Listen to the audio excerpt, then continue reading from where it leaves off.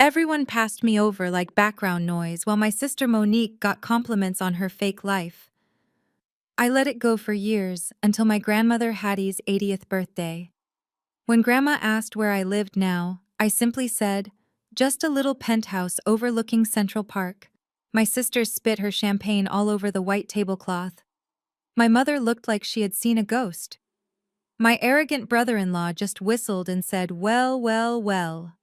That was the moment the ground shifted beneath their feet, and I finally stopped being the family doormat.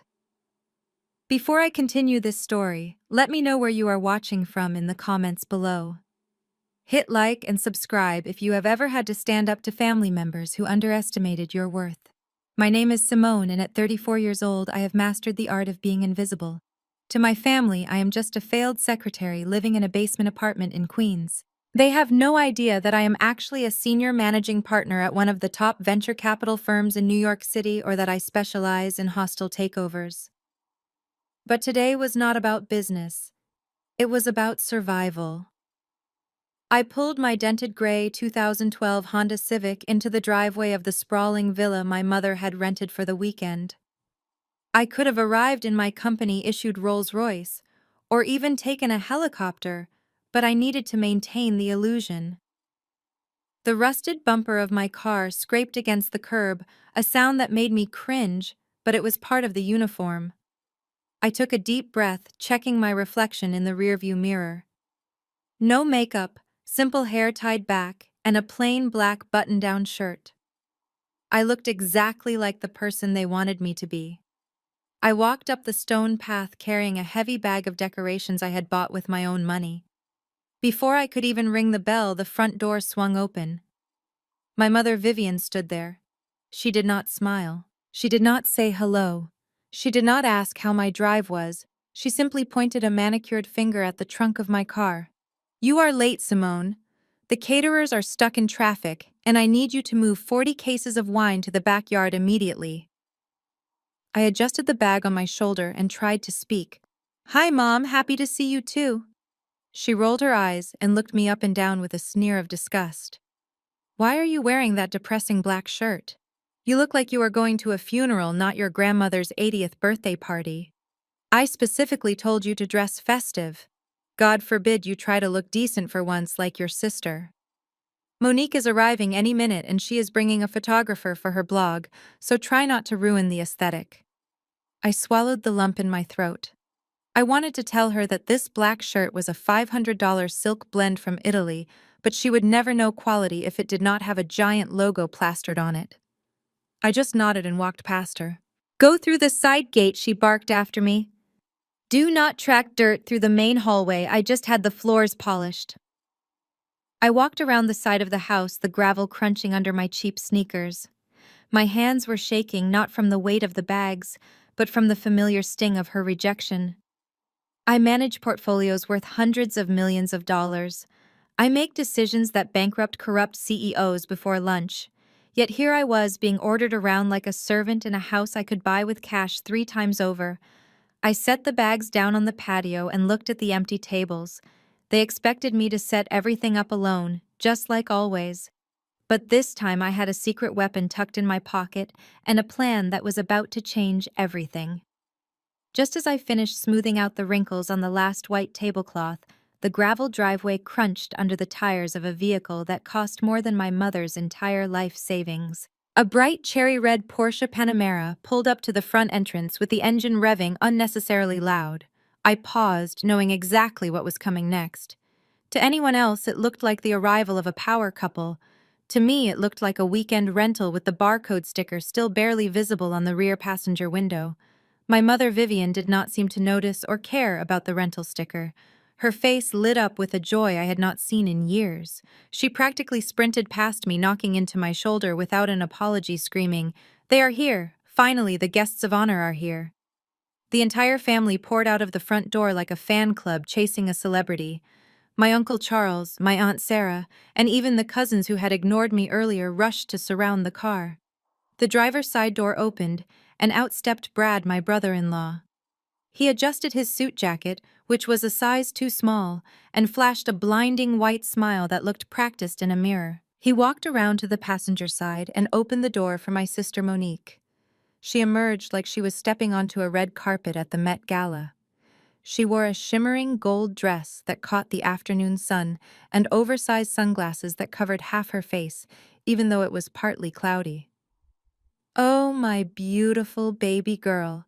You look like a movie star," my mother gushed, pulling Monique into a suffocating hug. Monique laughed a high-pitched sound that grated on my nerves and held out her arm to display a large tote bag emblazoned with a famous French designer logo. "Be careful, Mom, do not crush the bag," she said playfully, but with a hint of seriousness. "It is the new collection."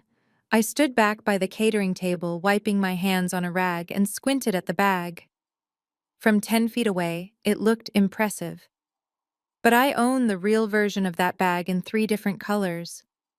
I knew immediately that the stitching on the handle was slightly uneven and the gold hardware was too brassy. It was a high-quality fake, probably purchased from a back alley in Chinatown, but to my family it was proof of her immense success. Brad, not wanting to be outdone, rolled up his sleeve to check the time on a bulky silver watch.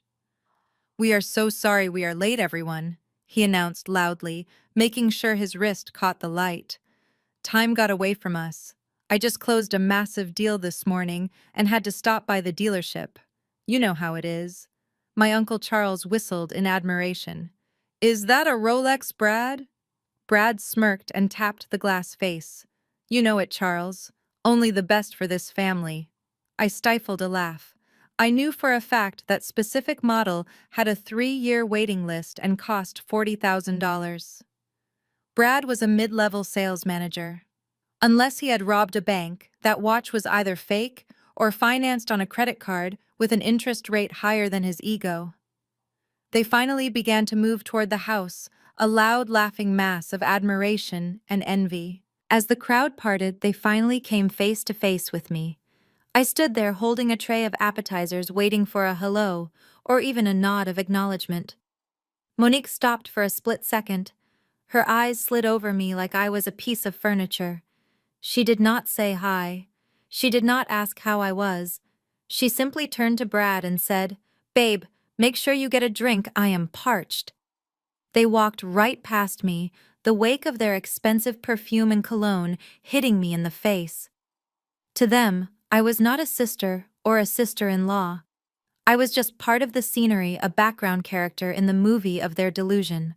I tightened my grip on the tray. "Enjoy the spotlight while it lasts, Monique," I thought, "because the bill for this performance is coming due a lot sooner than you think." I retreated to the sanctuary of the kitchen, hoping to escape the suffocating atmosphere of the living room. The air here was thick with the scent of roast chicken and rosemary, but at least it was quiet. I focused on arranging deviled eggs onto a silver platter, finding peace in the repetitive motion. That peace lasted exactly 3 minutes before the swinging door burst open. It was Brad. He walked in, loosening his tie as if he had just completed a marathon of important business meetings instead of a 30-minute car ride. He bypassed the refrigerator and went straight for the filtered water pitcher on the counter, leaning against the granite island right next to where I was working. He took a long, dramatic gulp of water before turning his attention to me. His eyes glazed over my face and landed on the tray in my hands. "Well, look who is hard at work," he said, his voice dripping with false friendliness. He reached out and plucked a deviled egg from the tray I had just perfected, popping it into his mouth without asking. He chewed loudly while inspecting the kitchen. "You know, Simone, seeing you here in the kitchen really takes me back. It suits you. Domestic work, I mean. It is honest work." I kept my eyes on the platter, trying to keep my hands steady. "Hello, Brad," I said, keeping my voice neutral. "I am just helping Grandma get things ready." He chuckled a low sound that vibrated with condescension. He took a step closer, invading my personal space, and clapped a heavy hand on my shoulder. He squeezed it slightly, a gesture that was meant to be comforting, but felt more like he was checking the quality of livestock. "Listen, I was talking to Monique on the drive over. We are really worried about you. I know you are still doing that little data entry thing at that temp agency. What is it, $12 an hour?" That barely covers a Metro card in this city. I stiffened, but did not pull away. Actually, I work in finance now, I said quietly. Brad laughed out loud, slapping the counter. Finance? Oh, Simone, data entry for a bank is not working in finance. But look, I am a generous guy. My company Alpha Tech is expanding rapidly. We are moving into a huge new office downtown, and we are looking to build out our facilities team. He leaned in closer, lowering his voice as if he were offering me a secret deal. We need sanitation engineers, janitorial staff. But it is high-end corporate cleaning. The pay is probably double what you are making now, and it comes with dental. You could finally afford to fix that chip in your front tooth. I instinctively ran my tongue over my teeth. There was no chip. He was just trying to make me feel small. I looked up at him, meeting his gaze. Alpha Tech. I repeated, testing the name on my tongue. I knew that name. I knew it very well because I had spent the last week analyzing their disastrous balance sheet. Yeah, Alpha Tech, he said, puffing out his chest. We are the next big unicorn. I could put in a good word for you with the hiring manager. Tell him you are family. It is not glamorous work scrubbing floors, but hey, someone has to do it right. And let us be honest, Simone, you are not exactly management material. You are more of a behind-the-scenes worker bee. I gently lifted his hand off my shoulder and took a step back. The urge to tell him that I could buy his entire company with my quarterly bonus was overwhelming, but the timing had to be perfect. I forced a small, tight smile onto my face. That is very thoughtful of you, Brad, but I think I will stick with what I am doing. I am surprisingly happy with my current position. He shrugged, grabbing another egg. Suit yourself. Just trying to help the less fortunate. Do not come crying to me when the rent is due. He turned and strutted back toward the party, leaving me alone with the deviled eggs and the knowledge that tomorrow morning Brad was going to wish he had never walked into this kitchen. The house soon filled with the buzz of 50 guests, all dressed in their Sunday best. My mother had gone all out, hiring a jazz trio that played soft music in the corner of the patio. The backyard was transformed into a vision of white linen and gold centerpieces. It looked like a page out of a bridal magazine, but I knew my mother had maxed out 2 credit cards to pay for the florist. I stood by the sliding glass doors holding a pitcher of iced tea, waiting for instructions. Monique was already holding court at the head table, laughing loudly at a joke my uncle made while Brad kept refilling everyone's glasses with the wine I had hauled in earlier. As dinner was about to be served, my mother clapped her hands to get everyone's attention. All right, everyone, please find your seats. We have assigned seating, so please check the place cards. The guests shuffled around, oohing and aahing over the arrangements. There was one long rectangular table set up under the pergola, shaded from the sun, and decorated with fresh orchids. It seated 20 people, including all the aunts, uncles, and important cousins. I watched as even my teenage nephew got a seat next to the birthday girl, Grandma Hattie. I scanned the main table looking for my name. It was not there. I looked at the smaller tables scattered on the grass. Not there either. My mother bustled over to me, a fake smile plastered on her face as she noticed me searching. Oh, Simone, sweetie, I did not forget you. She pointed a manicured finger toward a small folding card table set up near the back door, right next to the path leading to the outdoor portable toilets and the garbage cans. I put you over there, she said loud enough for the nearby guests to hear. It is just more practical.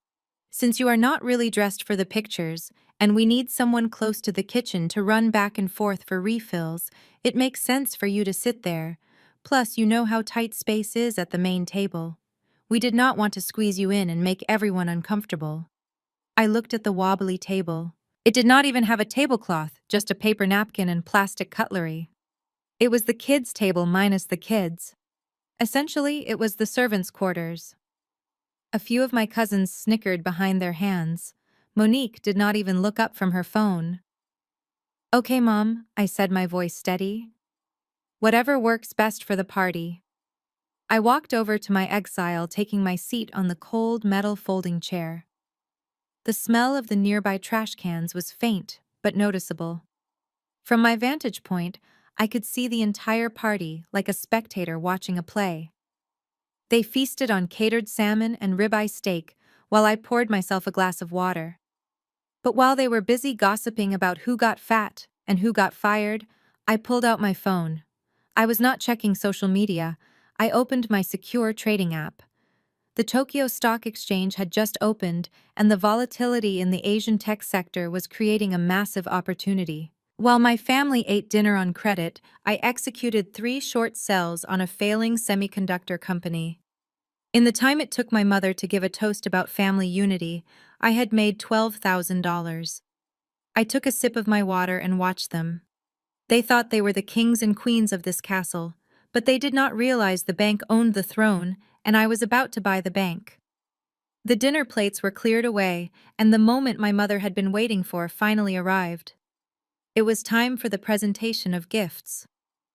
Naturally, Monique insisted on going first. She stood up, clinking her fork against her champagne flute, until the entire garden fell silent. She smoothed out her dress and walked over to Grandma Hattie, holding a large gold envelope that looked like it cost more than my car. "Grandma Hattie, you have spent your whole life taking care of us," she announced, her voice trembling with practiced emotion. "Now it is time for us to take care of you." She handed over the envelope with a flourish. Grandma opened it and pulled out a glossy printed voucher. It was a certificate for a 7-day all-inclusive cruise to the Bahamas. The family erupted in applause. My Aunt Sarah wiped a tear from her eye. "Oh, Monique, you are so generous," she cried. Monique beamed, soaking up the adoration. "I just want the best for my Nana," she said, blowing a kiss. From my seat at the outcast table, I squinted at the voucher. I recognized the font. It was a promotional flyer from a travel agency, not a paid ticket. The fine print at the bottom clearly stated that a deposit was required to activate the booking. Monique had essentially gifted Grandma a bill, but no one else looked closely enough to notice. Then the room turned to me. My mother sighed loudly, as if my very existence was exhausting. "Simone, did you manage to bring a gift? Or did you just come for the free food?" I stood up and walked toward the head table. The silence was heavy and awkward. I did not have a gold envelope. I reached into my bag and pulled out a small, worn leather notebook. The cover was scratched and the edges were fraying. It was a journal that had belonged to my grandfather years ago, one that he used to write his business ideas in. I had spent months tracking it down from his old storage unit and restoring the binding. I placed it gently in Grandma's hands. "Happy birthday, Grandma!" Brad snorted from across the table. "Seriously, Simone? A used notebook. Did you find that in a dumpster on your way here?" Monique giggled, covering her mouth. "Oh, Simone, that is so quaint. Maybe Grandma can use it to write down her grocery list." The cousins laughed. My mother looked ready to drag me away by my ear. But Grandma Hattie did not laugh. She ran her hands over the cracked leather, her eyes softening. She remembered this book. She opened the cover slowly, expecting to see old blank pages. Instead, her eyes widened. Tucked securely inside the front pocket was a cashier's check. I had written it for $100,000, enough to pay off her mortgage and fund her retirement fully. Grandma froze. She looked at the number, then looked up at me. I saw the shock in her eyes, followed quickly by a spark of understanding. She looked at Monique, flashy, worthless piece of paper, then back at my gift. She quickly closed the book before anyone else could see the check and clutched it to her chest. "Thank you, Simone," she said, her voice thick with genuine emotion. "This is the most precious thing I have ever received." She winked at me, a tiny, almost imperceptible movement. My mother rolled her eyes, thinking Grandma was just being polite to the failure of the family. "Let us move on to the cake," she announced, clapping her hands. But as I walked back to my lonely table, I knew the game had changed. Grandma knew. And that was the first crack in their perfect little world. By the time the sun began to set behind the manicured hedges, the expensive wine had done its job. Brad was no longer just arrogant, he was sloppy. He had loosened his tie and was leaning back in his chair, holding a half-empty glass of Cabernet, like it was a royal scepter. The conversation had inevitably turned to business, which was Brad's favorite subject because it allowed him to use buzzwords he clearly did not understand. He was loudly recounting the details of his upcoming meeting with Horizon Ventures, ensuring everyone within a 3-mile radius knew he was a big shot. It is all about the Series A round, he declared, slurring his words slightly. Most people think you need a solid product first, or actual revenue, but that is old-school thinking. In today's market, it is about the narrative. You sell the dream, not the reality. The investors at Horizon are begging to give me $5 million because they buy into my energy. I sat at my folding table picking at a dry piece of cake, listening to him butcher the fundamental principles of venture capital. I wanted to laugh out loud. Series A funding was absolutely about the product market fit and the metrics. If you walked into a pitch meeting selling just a dream without a viable path to profitability, you would be laughed out of the room. I knew this because I had personally rejected 3 companies last week for that exact reason. In fact, if he actually tried to pitch that nonsense to my partners tomorrow, he would not last 5 minutes. Brad swiveled in his chair and locked eyes with me. He evidently felt the need to educate the charity case of the family. "Simone, pay attention," he called out, pointing his wineglass at me, causing a few drops to spill onto the white linen. "You might learn something that could get you out of that basement apartment." My mother chuckled softly, sipping her coffee. "Listen to him, Simone. Brad knows how the world works." Brad grinned, empowered by the audience. "See the problem with people in your position. Simone is the scarcity mindset. You work for a paycheck. You trade hours for dollars. That is a trap. You will never get ahead like that." He leaned forward, his eyes wide with mock wisdom. "You know what the secret is? Money has to make money. You need leverage. But I guess when you are living paycheck to paycheck, that concept is a little over your head, right?" He looked around the table for approval and got it. My cousins nodded in solemn agreement, as if he were Warren Buffett giving a masterclass. "It is not your fault, really," Brad continued with fake sympathy. "Some people are just born to be workers, and some are born to be visionaries. Like me and Monique. We take risks, we build empires. You file papers, and that is fine. The world needs people to file papers." I gripped the edge of the flimsy plastic table. The irony was so thick I could choke on it. The visionary before me was drowning in debt and wearing a fake watch, while the paper filer he was mocking currently managed a portfolio that outperformed the market for 5 years running. "You are right, Brad," I said, keeping my voice even. "I suppose I just do not have that visionary gene. I just like to make sure the numbers add up." "Exactly!" Brad exclaimed, slamming his hand on the table, making the silverware jump. "And that is why you will always be where you are. But hey, do not worry. When Alpha Tech goes public, I will buy you a nicer car, maybe a Honda that is from this decade." The table erupted in laughter again. I just smiled into my glass of water. "Keep talking, Brad," I thought. "Every word you say is just another nail in your professional coffin, and I cannot wait to hammer them in tomorrow morning." I excused myself from the table, claiming I needed to use the restroom, but mostly I just needed a break from Brad pretending to be the Wolf of Wall Street. The guest bathroom was located down a narrow hallway near the back of the house, away from the noise of the party. As I approached the door, I heard a sound that stopped me in my tracks. It was not the sound of a happy, successful influencer touching up her makeup. It was the sound of jagged, desperate sobbing. I hesitated, my hand hovering over the doorknob. Through the thin wood, I could hear Monique's voice, muffled but distinct. She was arguing with someone, and she sounded terrified. "Please, you cannot freeze the account," she hissed. "I have a deposit due for the Hamptons trip on Monday. If that card declines, everyone will know." I leaned closer. There was a pause as the person on the other end responded, probably reading her a list of missed payments. "I know I missed the last 3 minimums," Monique cried out, her voice rising in hysteria.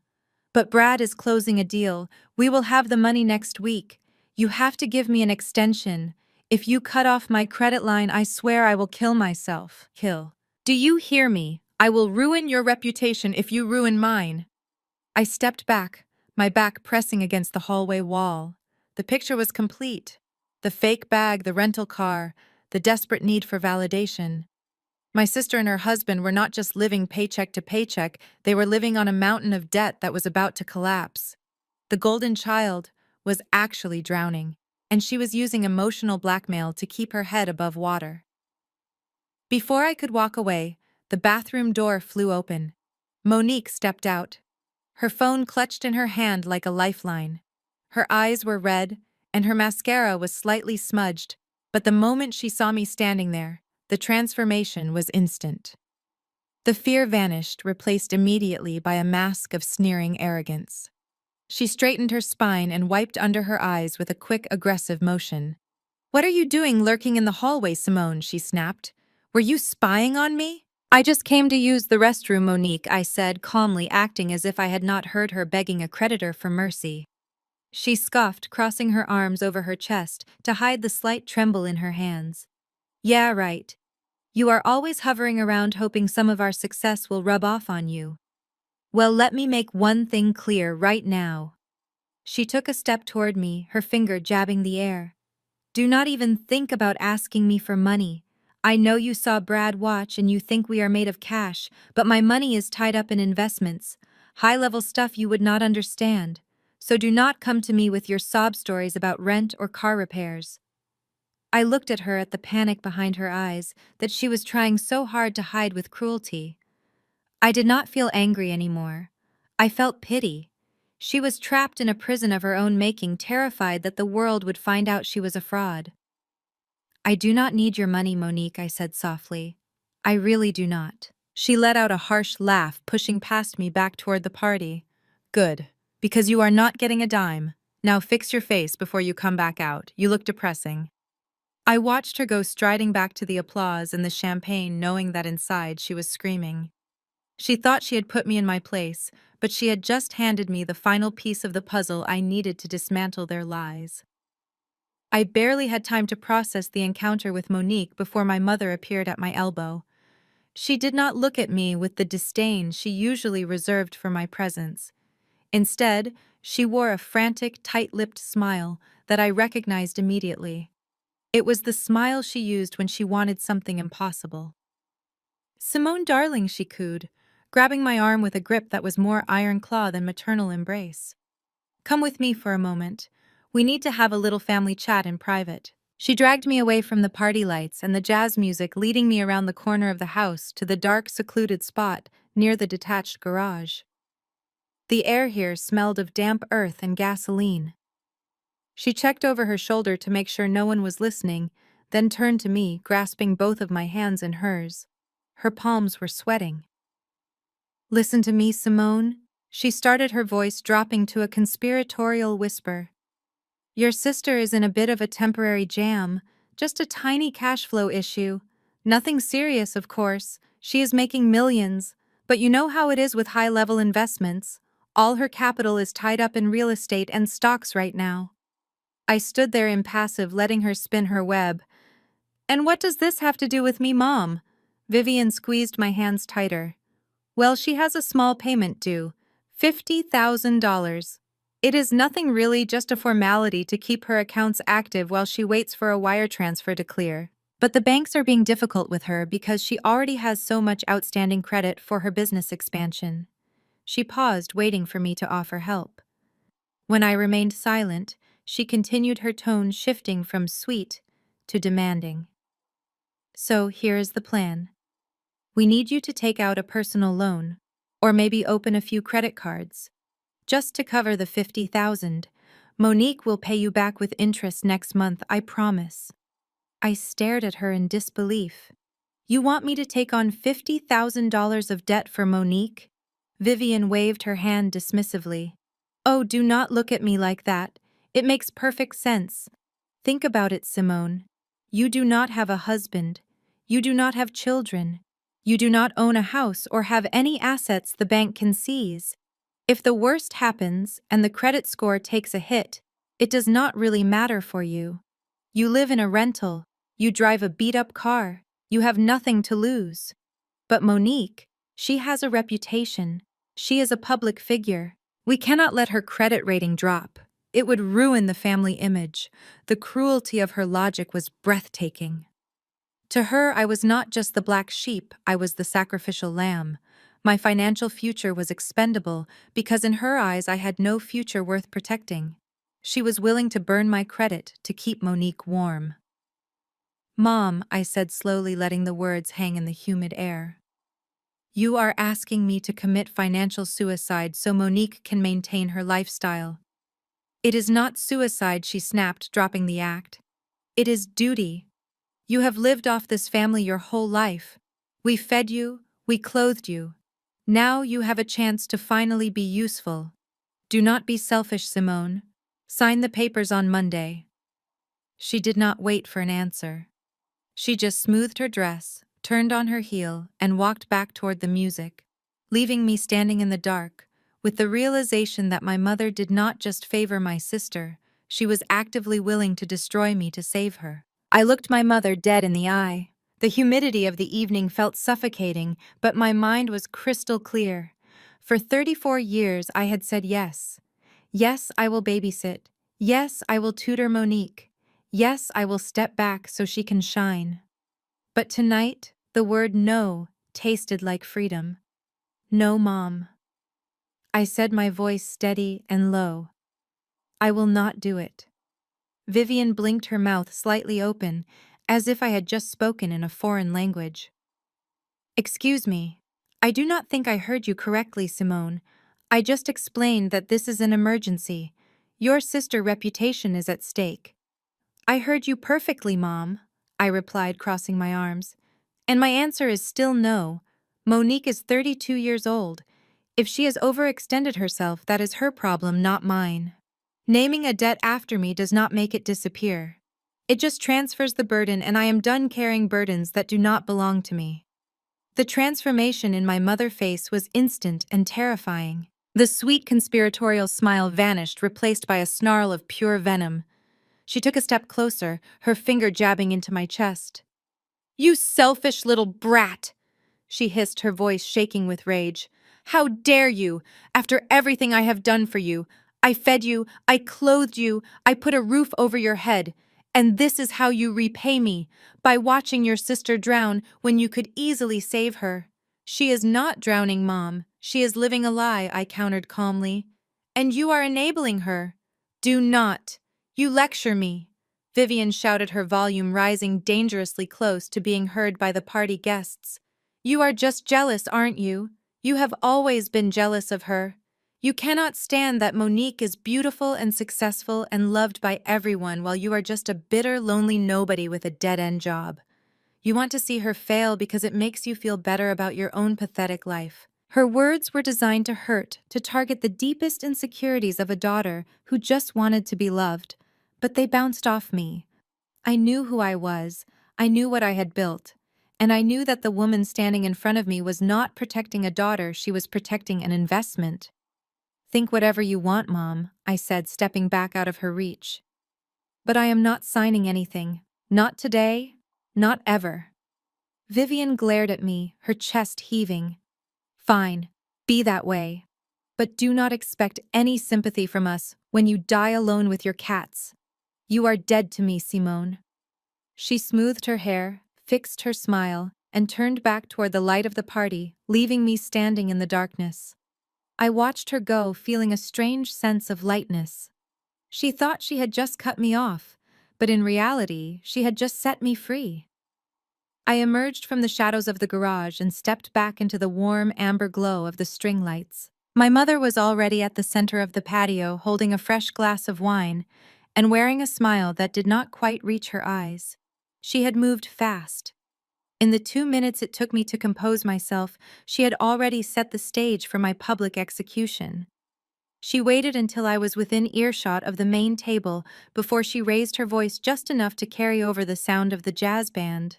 "It really breaks my heart," she sighed dramatically, placing a hand on Monique's shoulder. "Poor Monique is just working herself to the bone. You know how it is when you are building an empire. You have millions in assets, but sometimes the cash flow just does not catch up fast enough.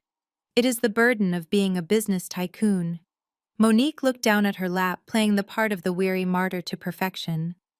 "I just try my best, Mom," she whispered loud enough for the table to hear. Vivian shook her head, casting a disappointed glance in my direction. "It is just a shame that not everyone in this family understands that kind of pressure." She took a sip of wine and gestured toward me with the glass. "Take Simone, for example. She has her nice, safe little job. She makes her little hourly wage and she hoards it like a dragon. She has no idea what it takes to take risks. And when her own sister needs a tiny bit of temporary support, she turns her back." The conversation at the table stopped dead, forks lowered to plates.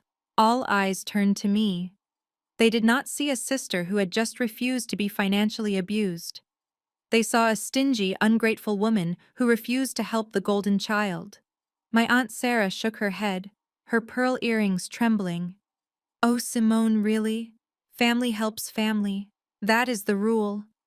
Uncle Charles chimed in, wiping steak sauce from his chin. "You know, Simone, money is no good if you do not use it to lift up your people. You should be proud to help Monique. She is the one putting our family name on the map. You are just living in the background." I walked past them, feeling their judgment like a physical weight. My mother had masterfully twisted the narrative. In her version, Monique was not broke, she was just illiquid due to massive success. And I was not prudent, I was selfish.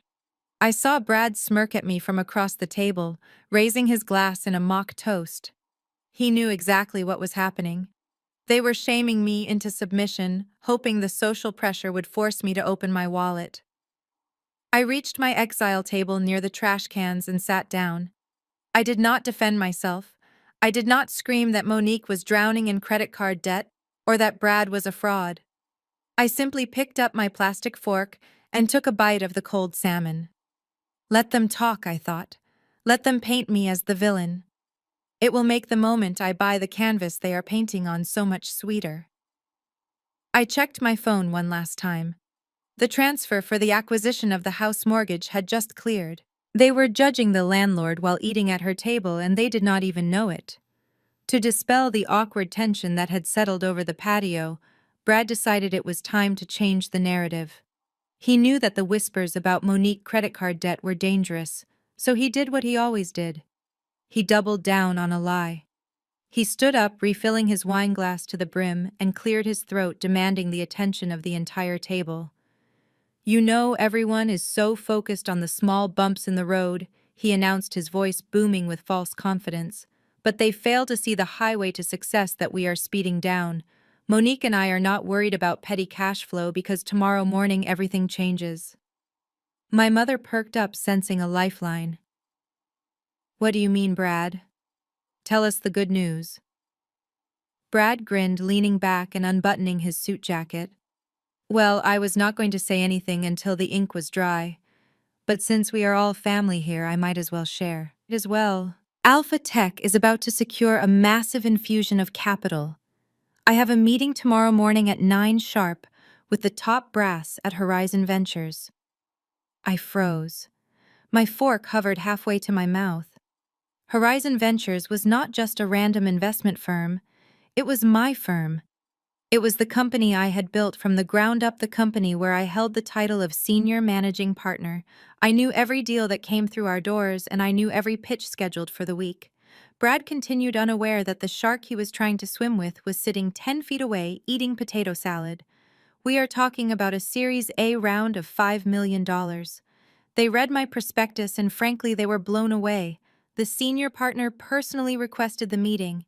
Said my vision was exactly what the market needs right now." I slowly lowered my fork to the plate. I did not remember requesting a meeting with a Brad Miller. I pulled up my mental calendar. I did have a pitch meeting scheduled for 9 in the morning, but my assistant had listed it under the company name AT Solutions. It was a low-priority screening meeting usually handled by junior associates, but I had decided to take it personally because the financial discrepancies in their application were so flagrant, I wanted to reject them to their face. I had no idea until this exact second that AT Solutions stood for Alpha Tech. The family erupted in cheers. $5 million, my Uncle Charles shouted, raising his beer. That is the big leagues, son. Monique looked relieved, her earlier panic replaced by smug satisfaction. See, Mom, I told you. We are going to be richer than you can imagine. And to think some people were worried about a little credit card bill. I watched them celebrate a victory that did not exist. Brad was lying through his teeth. No one had told him they were blown away. We had flagged his company for a forensic audit because his projected revenue numbers looked mathematically impossible. He was walking into an interrogation, not a coronation. I took a sip of water to hide the small, dangerous smile playing on my lips. Horizon Ventures is a very prestigious firm, Brad. I said, my voice cutting through the applause. They are known for doing extremely thorough due diligence. Are you sure your books are ready for that level of scrutiny? Brad laughed, waving his hand dismissively. Please, Simone, stick to data entry. The partners at Horizon are big picture thinkers like me. They do not obsess over every little receipt. We are going to bond over vision, not spreadsheets. Tomorrow I walk in there as a supplicant, and I walk out as a multimillionaire. I nodded slowly. You are right, Brad. Tomorrow is going to be a day you never forget. I promise you that. The celebration at the table continued, but the atmosphere had shifted for me. While my family saw a conquering hero in Brad, I saw a man walking blindfolded off a cliff. I watched him basking in the adoration of my mother and cousins, his face flushed with wine and victory. He was so confident, so utterly convinced of his own genius, that he had missed the most obvious red flag in the world. Venture capital firms do not send senior partners to meet with seed-stage startups unless there is a major problem or a major opportunity. And given that I had personally flagged his file for irregularities, I knew exactly which one it was. I decided to give him one last chance to humble himself, one last off-ramp before the crash. I cleared my throat loud enough to cut through the chatter. Brad, I said, keeping my voice low and serious. I know you are excited, but are you absolutely certain that this meeting is a formality? Horizon Ventures is not just a bank. They are ruthless about compliance. If there is even a single decimal point out of place in your projections, they will tear you apart. The table went quiet again. My mother slammed her fork down. Oh, for heaven's sake, Simone, why do you have to be such a wet blanket? Can you not just be happy for him? Brad held up a hand, silencing her. No, let her speak, Vivian. It is cute. He turned to me, a smirk playing on his lips that made me want to evict him right then and there. Simone, I appreciate your concern, really. It is touching that you think you understand how high-level finance works. But you are looking at this through the lens of an employee, a worker drone. You think rules matter. You think compliance matters. He leaned forward, resting his elbows on the table, invading my space. In the big leagues, Simone, it is about the person. It is about the handshake. The partners at Horizon saw my name, they saw my background, and they saw the potential. The numbers are just boring details for the accountants to figure out later. Tomorrow is just a victory lap. We are going to shake hands, drink some expensive scotch, and sign the papers. It is a done deal. I held his gaze, my expression unreadable. So you are saying you have not actually prepared for the due diligence phase? You are just walking in there on a wing and a prayer? Brad laughed, shaking his head as if explaining quantum physics to a toddler. There is no prayer involved, Simone. It is pure strategy.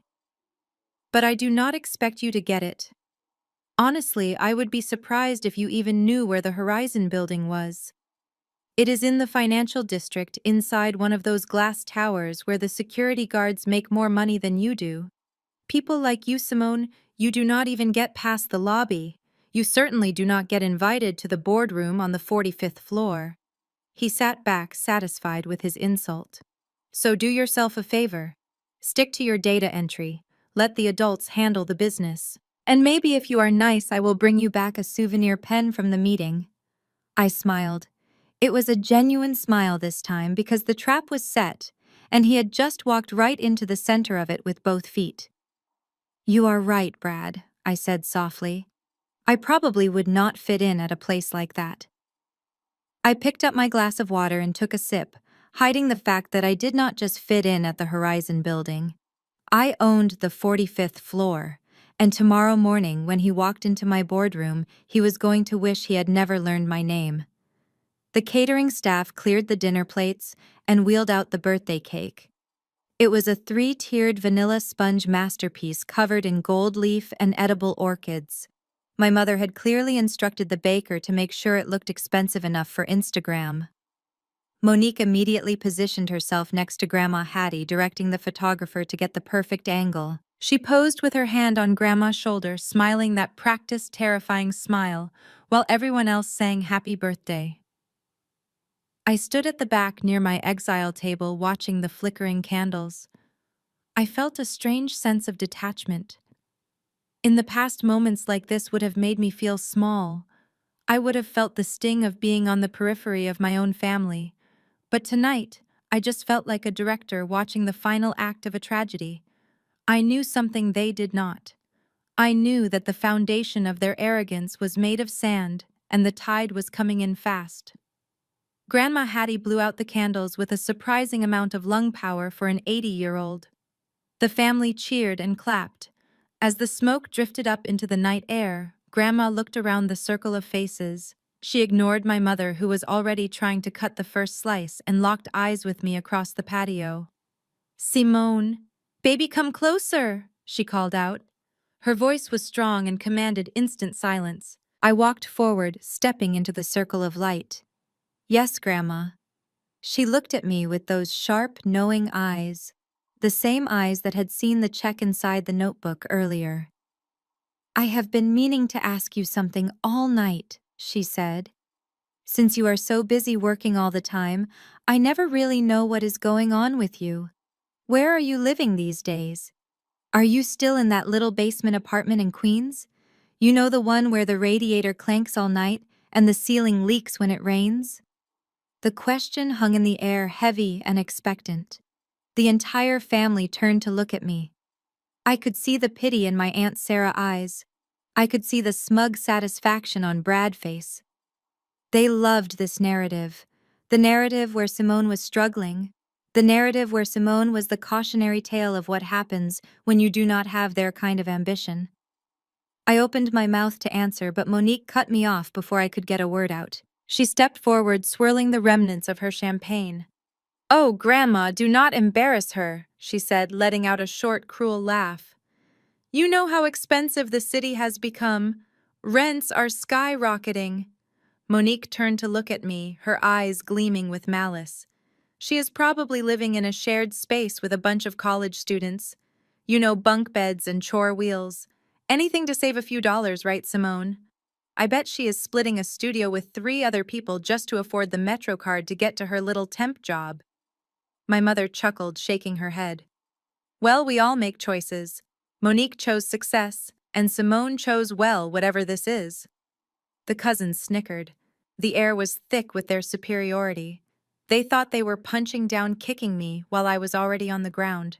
They had no idea that I was not on the ground. I was flying 30,000 feet above them, and I was about to drop the payload. I placed my plastic fork down on the flimsy table with a deliberate slowness that drew every eye in the garden. The laughter from Monique's joke about my imaginary bunk beds was still rippling through the air, but it died in my throat as I stood up. I picked up my paper napkin and dabbed the corners of my mouth, taking a moment to smooth the front of my black silk shirt. I looked at Monique, whose smirk was faltering slightly under my direct gaze. Then I turned my attention fully to Grandma Hattie. "Actually, Grandma," I said, my voice carrying clearly across the quiet patio without a hint of hesitation. "I moved out of Queens last month. The commute was getting a bit too long." My mother let out a scoff, ready to make another comment about me moving further out to the suburbs to save money. But I did not give her the chance. "I bought a place in the city," I continued, locking eyes with my mother. "It is nothing too extravagant, really. Just a little penthouse overlooking Central Park." The reaction was immediate and absolute. The silence that descended on the backyard was so heavy it felt physical. The ambient noise of the party, The clinking of glasses, the murmurs of conversation, and even the jazz band seemed to vanish into a vacuum.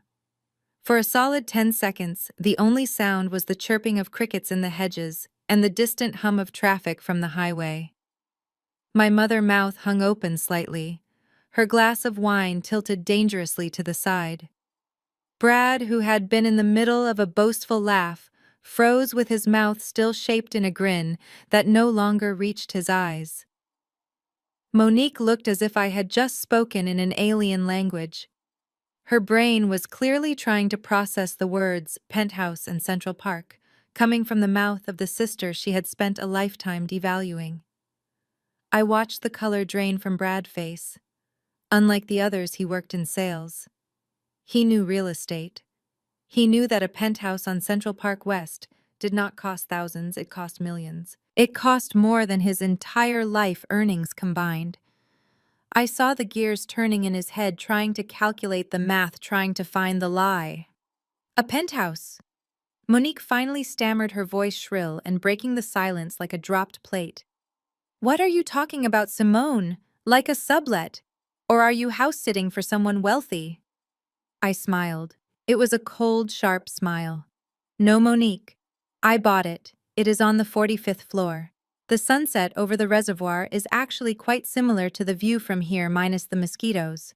I did not elaborate. I did not explain how I afforded it. I did not mention the bonuses or the dividends. I just let the statement hang there, a massive, undeniable fact that shattered their reality. I saw Grandma Hattie cover her mouth to hide a grin, her eyes dancing with delight. She knew.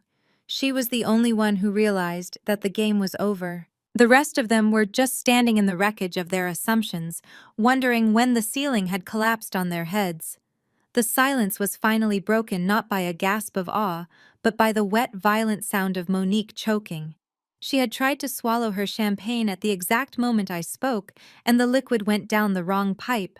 She coughed violently, spraying a fine mist of expensive vintage sparkling wine all over the pristine white tablecloth and onto the sleeve of Brad's suit jacket. Brad pounded on her back, but his eyes were locked on me. Then he started to laugh. It started as a low chuckle and erupted into a full-blown belly laugh that echoed off the garden walls. He laughed so hard he had to wipe tears from his eyes, shaking his head, as if I had just told the funniest joke in the world. "Oh, that is rich, Simone," he gasped, struggling to catch his breath. "You almost had me there for a second. A penthouse. Central Park. Wow, you really committed to the bit." He straightened up, adjusting his wet jacket, and looked at the rest of the confused family. "Guys, do not you get it? She is not saying she owns the penthouse. She is saying she lives there, as in she is the live-in help." The tension in the room instantly evaporated, replaced by a wave of relief. Of course. That made sense. That fit their worldview. Brad pointed a finger at me, grinning. "That is it, right, Simone? You got a job as a housekeeper or maybe a nanny for some hedge fund guy. And part of the compensation is a room in the servants' quarters. Hey, there is no shame in that. I hear those rich guys tip really well during the holidays. Maybe that is how you afforded the Honda." My mother Vivian let out a long, exasperated sigh, pressing her hand to her chest. She looked at me with a mixture of anger and embarrassment. "Simone, why do you have to be so dramatic? You nearly gave your sister a heart attack. Why could not you just say you found a new job as a maid, instead of making it sound like you are some kind of real estate mogul?" She stood up and walked over to me, lowering her voice to a harsh whisper. "Stop lying to try and impress us. It is pathetic. You are making a fool of yourself. Do you think we are stupid? We know exactly how much you make. You can barely afford rent in Queens, let alone a property in Manhattan. Just sit down, shut up, and stop trying to steal Monique thunder." I looked at them, at the desperate way they clung to their version of reality. They could not accept that I was successful, so they rewrote the story to make me a servant. It was easier for them to believe I was scrubbing toilets in a penthouse than owning one. I picked up my glass of water and took a slow, deliberate sip. "You are right, Mom," I said calmly. "I should have been clearer. It is alive in position. Technically, it was true. I lived there, and I was in a position of power. But I let them have their moment. I let them laugh and roll their eyes and go back to their cake. Because the higher they climbed on their pedestal of arrogance, the harder they would fall when I kicked it out from under them. I looked around the table at the faces of my family. They were smiling again, comfortable in their delusion. My mother had actually picked up her fork and resumed eating her cake, as if the crisis had been averted. To them, the idea of me being a servant was comforting. It restored the natural order of things where Monique was the princess, and I was the peasant. I realized then that no amount of truth would penetrate their wall of denial. They needed me to be a failure to justify their own choices. I shrugged my shoulders, a simple motion that conveyed everything and nothing. You can believe whatever you want, I said quietly. It really makes no difference to me. I picked up my purse from the ground, slinging the strap over my shoulder. I turned to Grandma Hattie and squeezed her hand one last time, letting my fingers linger on the cool leather of the notebook I had given her. Happy birthday, Grandma. Enjoy your evening. I will call you tomorrow. Then I addressed the table at large, keeping my expression blank. I am afraid I have to head back to the city now. I have a very early start tomorrow morning. I have a board meeting at 9:00 sharp and I cannot be late. Brad practically choked on his laughter again. He leaned back in his chair, unbuttoning the top button of his shirt, looking at me with glazed, amused eyes. He swirled the wine in his glass, staring at me like I was a toddler playing dress-up. A meeting, he repeated loud enough for the neighbors to hear.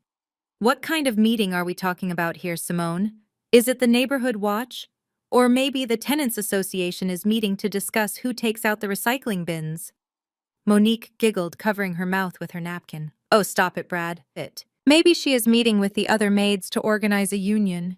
You know, demand better cleaning supplies. My mother sighed, waving a hand at me without looking up. Just go, Simone. Do not make a scene.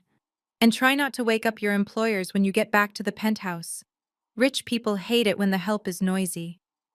I stood there for one final second, burning the image of their faces into my mind. The smugness, the cruelty, the absolute certainty that they were better than me.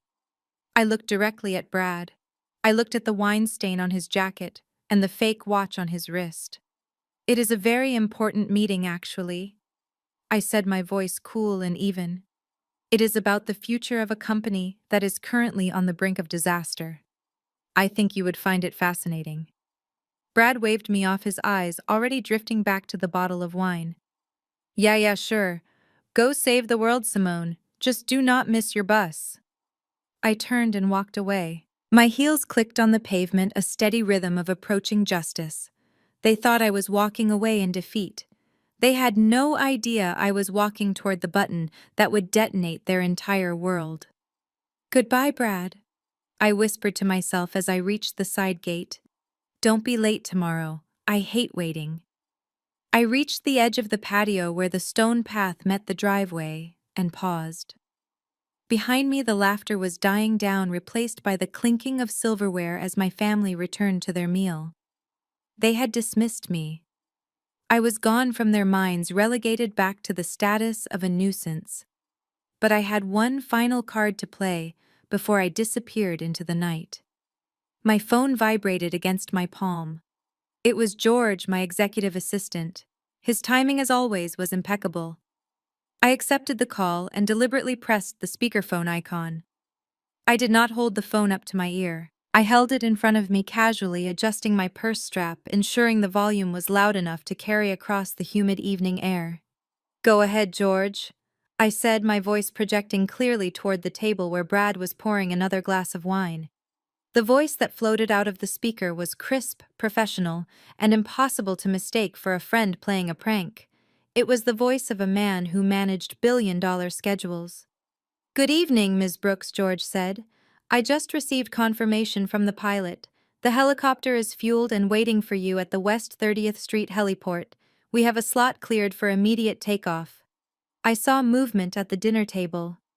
Brad's hand froze mid-pour. The wine bottle hovered over his glass.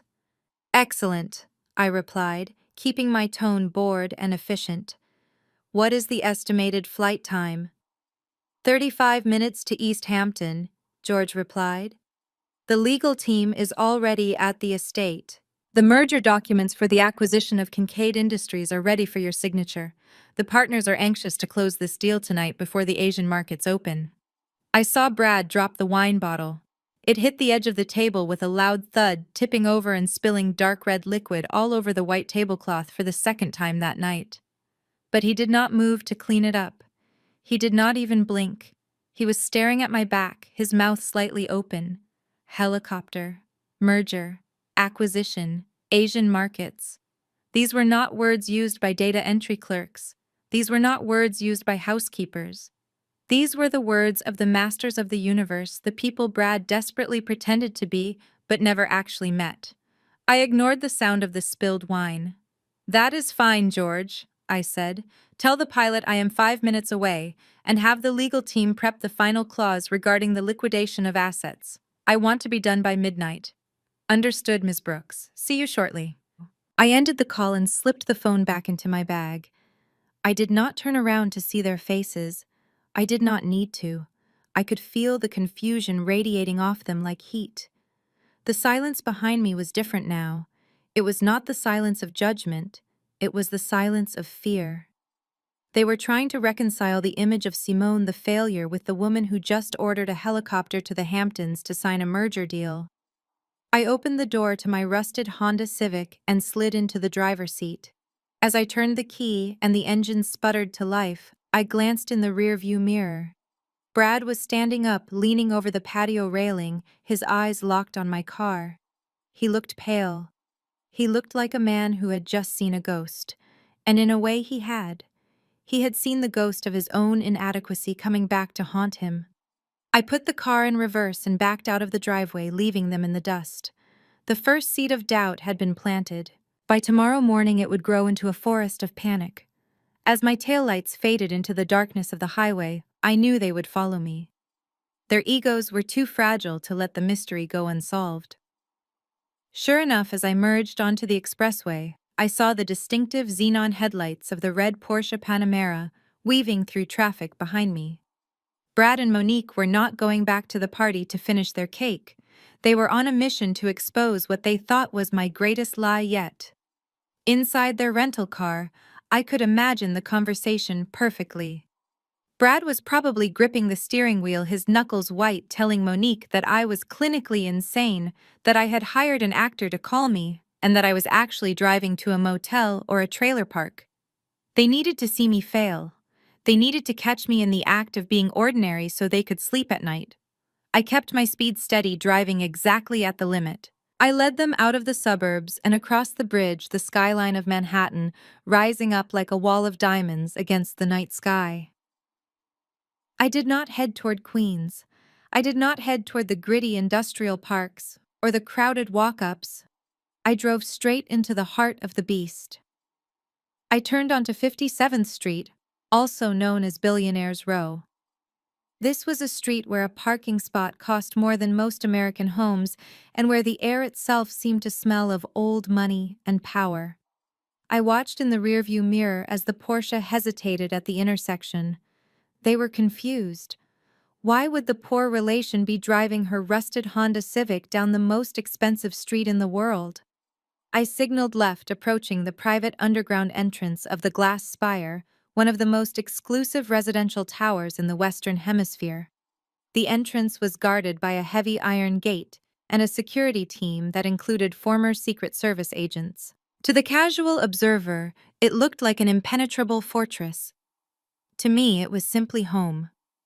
I rolled down my window as I pulled up to the limestone archway. The guard, a stoic man named Henry, who had seen me at my best and my worst, stepped out of the booth. He did not ask for identification. He did not ask for a delivery code. He saw my face and immediately pressed the button to open the massive steel gates. "Good evening, Ms. Brooks," Henry said, his voice carrying over the street noise. "Welcome home." Brad had pulled the Porsche up to the curb a few car lengths back, his hazard lights blinking.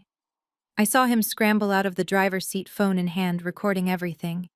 He probably expected the guard to turn me away or direct me to the service loading dock around the back where the cleaning crews entered. Instead, he watched as the gates parted for the dented Honda Civic as if it were a royal carriage. He watched the head of security salute me with genuine respect. I paused for just a second before driving into the brightly lit sanctuary of the garage. I saw Brad lower his phone, his mouth hanging open in a silent scream of disbelief. Monique was leaning out the window, staring up at the building that scraped the stratosphere, disappearing into the clouds. They were looking at a building where the monthly maintenance fee was higher than Brad's annual salary. They had followed the rabbit down the hole only to discover the rabbit owned the entire warren. The morning sun bounced off the glass facade of the Horizon Ventures building, creating a blinding tower of light that seemed to pierce the sky. At exactly 8:45, Brad Miller stepped out of his rental car onto the pavement of the financial district. He looked like a man ready to conquer the world, or at least a man desperately trying to convince everyone he could. He was wearing his best navy blue suit, which was slightly too shiny under the morning light, and he had applied enough cologne to suffocate a small elevator. He adjusted his tie, checked his reflection in the building's glass doors, and marched inside with the swagger of a CEO in waiting. The lobby of Horizon Ventures was a cathedral of capitalism. The floors were Italian marble, the ceiling soared 3 stories high, and the air smelled of money and expensive espresso. Men and women in bespoke suits whispered into phones and moved with purpose. Brad walked straight to the main reception desk, ignoring the line of visitors. He leaned against the polished stone counter, tapping his fingers impatiently. "Good morning, sweetheart," he said to the young woman behind the desk, flashing his brightest fake smile. "Brad Miller here for a 9 o'clock with the senior partners. You can ring them up and let them know the talent has arrived." The receptionist did not look up immediately. She finished typing an email, her face illuminated by the soft glow of her monitors. She was dressed in a sharp blazer that probably cost more than Brad's entire outfit. She slowly raised her eyes. They were cool, professional, and utterly unimpressed. "Name?" she asked flatly. Brad blinkered, his smile faltering slightly. "Brad Miller, CEO of Alpha Tech. I have a meeting regarding a Series A capital injection. It is the biggest meeting on your schedule today." The receptionist typed his name into her system with agonizing slowness. She scrolled down, then clicked a mouse button. "Ah, yes. Mr. Miller." She picked up a phone and spoke quietly into the receiver. "He is here." "Yes." "Understood." She hung up and looked back at Brad. "Mr. Miller, your meeting has been pushed back by 15 minutes. The senior managing partner is currently wrapping up an international call. You will have to wait in the holding area." Brad's jaw tightened. "Pushed back." "Listen, honey, I do not think you understand. My time is extremely valuable. I have investors lining up around the block. I cannot just sit around in a lobby." The receptionist's expression did not change. She reached under the desk and produced a plastic badge on a generic orange lanyard. It had the word visitor printed on it in large, bold letters. "Everyone waits, Mr. Miller," she said, sliding the badge across the marble counter. "Please clip this to your lapel where it is clearly visible. Security will escort you to the elevators when we are ready for you. Do not wander past the turnstiles." Brad stared at the orange badge. It was humiliating. It was the kind of badge given to delivery drivers and repairmen, not future tech moguls. He looked around the lobby, hoping no one had heard her dismissive tone. "Fine," he snapped, snatching the badge. "But tell your boss that Brad Miller does not like to be kept waiting." The receptionist gave him a small, tight smile that sent a shiver down his spine. "Oh, I think the boss is very aware of who you are, Mr. Miller. Please take a seat." Brad turned and marched over to the waiting area, clipping the orange badge to his suit with aggressive force. He sat down, checking his watch and tapping his foot nervously. He had no idea that 45 floors above him, the person he was demanding to see was currently watching him on a security monitor, sipping coffee and waiting for the perfect moment to crush him. I was in the middle of a high-stakes briefing with my legal team as we moved down the long corridor of the 45th floor. Three of the most ruthless corporate attorneys in Manhattan flanked me, their leather folios pressed against their chests, as I issued rapid-fire instructions regarding the liquidation clause of the Alpha Tech contract. We were a phalanx of dark suits and ambition, moving with the synchronized rhythm of predators on the hunt. The hallway was lined with floor-to-ceiling windows that flooded the space with natural light, illuminating the abstract art on the walls and the polished marble beneath our feet. As we passed the central elevator bank, the soft chime of a bell announced an arrival. I did not break my stride. I did not turn my head. I kept my eyes focused on the document in my hand, my posture rigid and commanding. But out of the corner of my eye, I saw the brushed steel doors slide open. Brad stepped out into the executive foyer. He looked small against the scale of the architecture.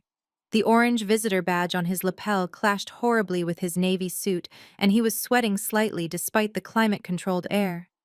He was accompanied by a stone-faced security officer who looked like he could snap a baseball bat in half. Brad took a step forward, adjusting his cuffs, trying to summon the arrogance he had displayed at the party. Then he saw us. Or rather, he saw me. I was about 40 feet away, walking away from him. My back was turned, but there are things about a person that are hard to disguise. My height, the way I carry my shoulders, the specific texture of my hair, which I wore in the same style as the night before. Brad stopped dead in his tracks, causing the security guard to almost bump into him. He squinted, his eyes narrowing as he tried to process the visual information. For a fleeting second, the truth tried to push through his wall of denial. He recognized me. I could see it in the way his head tilted to the side. But his brain simply refused to accept the data. It was a cognitive glitch. In Brad world, Simone was a loser, a nobody, a charity case. Therefore, the woman commanding a team of high-priced lawyers could not be Simone. It was a logical impossibility. I heard his voice echo slightly in the quiet hallway. He was muttering to himself, but in his nervousness, his volume control was off. "That is weird," he said, scratching his chin. "That woman looks exactly like my sister-in-law." He paused, watching me turn the corner toward the boardroom. Then he let out a short, dismissive laugh. "Nah, could not be. Must be one of the cleaning staff." He turned to the security guard, a smirk returning to his face. "You guys treat your janitors pretty well here, huh? Letting them wear suits? I guess that is where all the investor money goes. Or maybe she is the lady who waters the plants." The security guard did not even blink. He simply gestured with a gloved hand toward the waiting room. "This way, Mr. Miller. You can have a seat until you are called." Brad shook his head, dismissing the image of me from his mind. He was so confident in his superiority that he rationalized seeing me in a power suit as seeing a janitor in a uniform.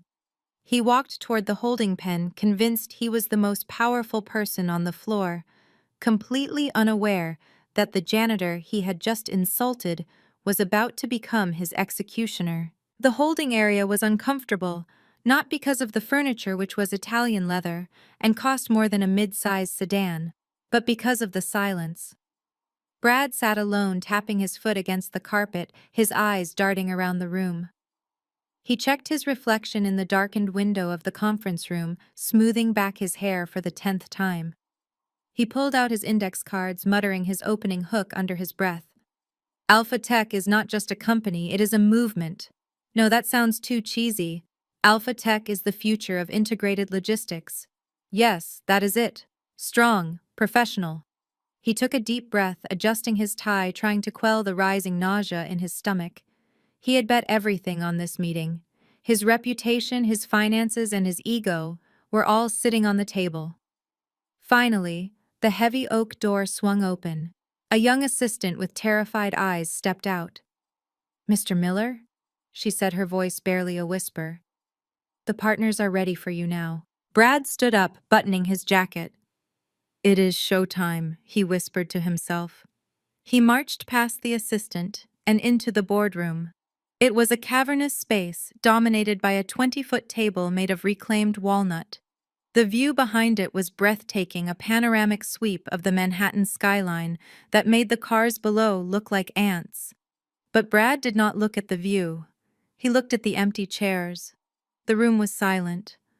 There was no team of investors waiting with open arms, just a single empty chair at the head of the table.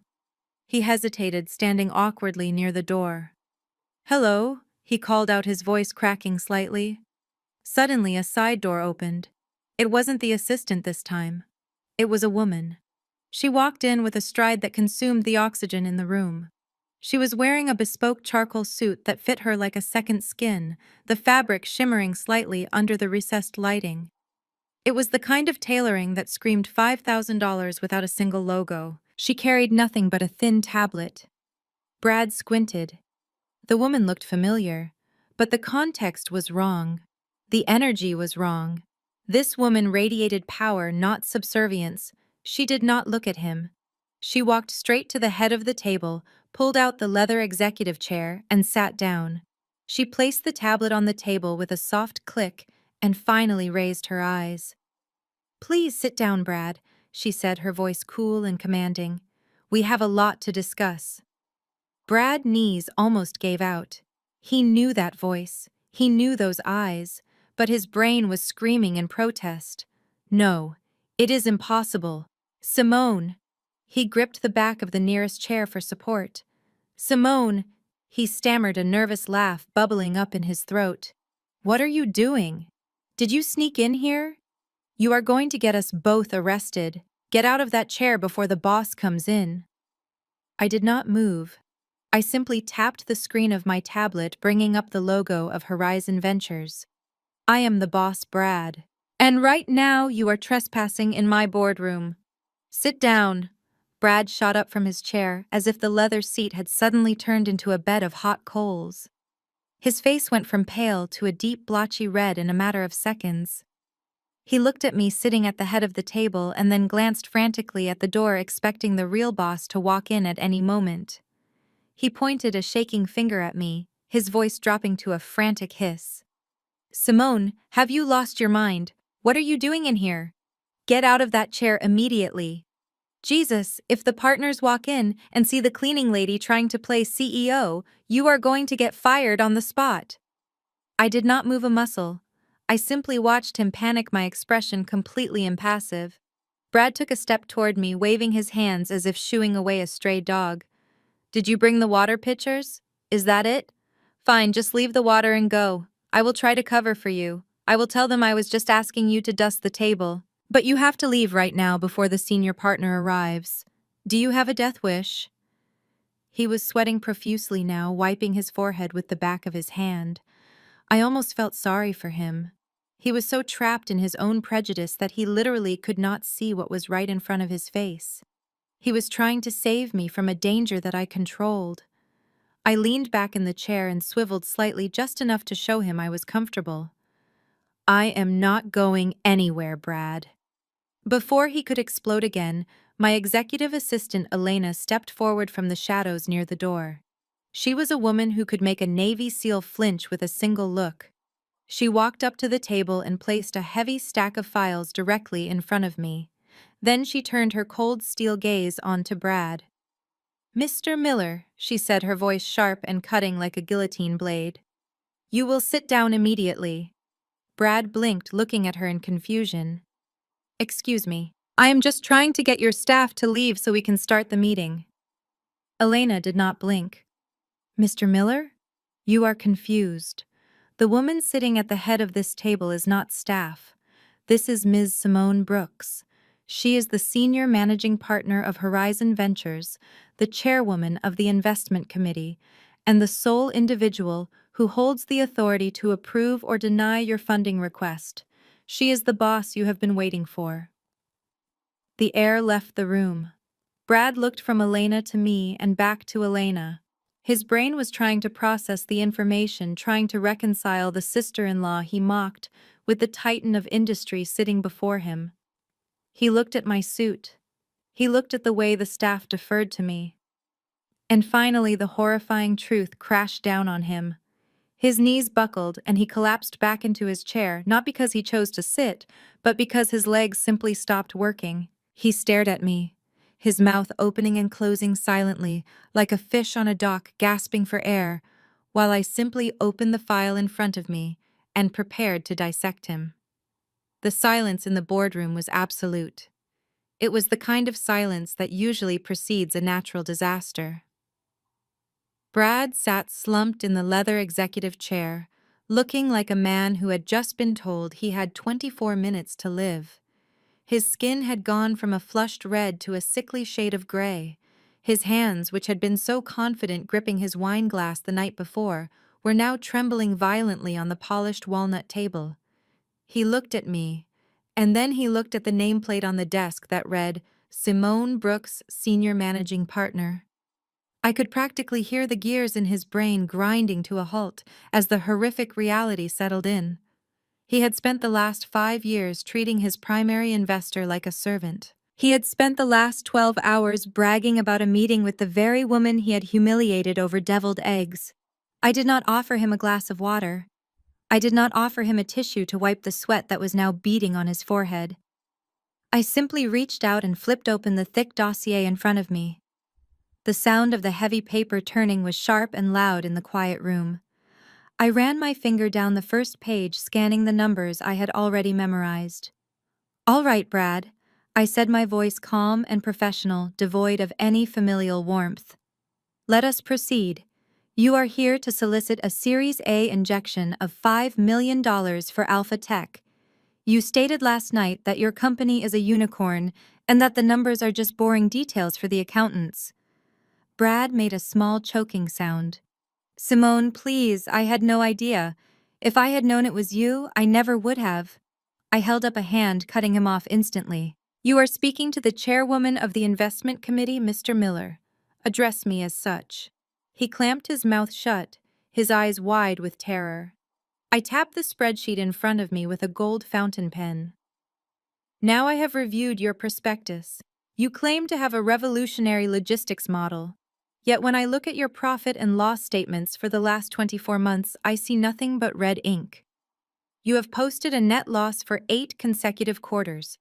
Your customer acquisition cost is triple the industry average, and your churn rate is catastrophic." I looked up, locking eyes with him. "So please explain to me why Horizon Ventures should invest a single penny in a failing enterprise. And more importantly, explain to me why a CEO who cannot pay his vendors feels comfortable using company operational funds to purchase a $40,000 Rolex watch listed in your expenses under miscellaneous office supplies." Brad instinctively covered his left wrist with his other hand, trying to hide the watch, but the damage was done. He stammered, trying to find a lie that would work, but his charismatic salesman persona had completely evaporated. He was not a visionary anymore. He was just a fraud caught in the headlights of a semi-truck, and I was behind the wheel pressing down on the accelerator. I turned the page of the dossier with a snap that echoed like a gunshot in the silent room. I did not look at Brad. I looked at the numbers that damned him. "Let us look at page 14, I said, my voice devoid of emotion. "You have listed a projected revenue increase of 300% for Q4, based on a new partnership with a supplier in Ohio. However, my analysts called that supplier this morning. They have not heard of Alpha Tech. In fact, they ceased operations 3 months ago due to bankruptcy." "So, Brad, were you planning to ship your product using a ghost fleet? Or were you just hoping we would sign the check before we checked the references?" Brad opened his mouth to speak, but no sound came out. He looked like a man drowning on dry land. I flipped to the next section. "But the revenue fabrication is actually the least of your problems. It is the operating expenses that are truly criminal." I ran my finger down the column of figures. "You have a line item here for external brand consulting, totaling $96,000 over the last fiscal year. That is a significant amount of capital for a company that cannot afford to pay its warehouse rent." I looked up at him. "Who is this consultant, Brad? What services are they rendering that are so vital to your survival?" Brad swallowed hard, tugging at his collar. It is a boutique agency. They handle our social media presence. Image is everything in this market, Simone. You know that." I nodded slowly. "I do know that. Which is why I found it interesting that the tax ID for this boutique agency is registered to a residential address. specifically your home address, and the principal owner of the LLC is one Monique Miller. Brad's face lost the last of its color. I tapped the paper. I have the itemized receipts here attached to the corporate credit card issued to this consultant. Let us see what Alpha Tech is paying for. We have a $3,000 charge at Saks Fifth Avenue listed as uniforms. We have a $5,000 charge for a weekend at the Four Seasons listed as off-site team building. And here is my personal favorite, a $12,000 charge for client acquisition, which appears to be a deposit for a trip to the Maldives. I closed the file and leaned forward, interlacing my fingers. Monique is not a consultant, Brad. She is using your seed capital as her personal piggy bank, and you are authorizing it. In the finance world, we have a word for using investor funds to pay for luxury vacations and designer clothes while lying about business operations. I paused, letting the word hang in the air like a guillotine blade. It is called embezzlement. And since you mailed these fraudulent financial statements to my office across state lines, you have also committed wire fraud. My legal team tells me that carries a maximum sentence of 20 years in federal prison. Brad let out a whimpering sound, burying his face in his hands. He was no longer the arrogant brother-in-law who mocked my car. He was a criminal who had just realized he had handed the evidence of his crimes directly to the judge, jury, and executioner. I lifted my hand and brought it down on the thick dossier, closing it with a final authoritative slam that reverberated off the glass walls. The sound was like a gavel striking a death sentence. Brad flinched violently in his chair, his eyes darting to the door as if looking for an escape route that no longer existed. The silence that followed was heavy and suffocating, broken only by the hum of the server cooling systems. I rested my hands on the closed file and looked him dead in the eye.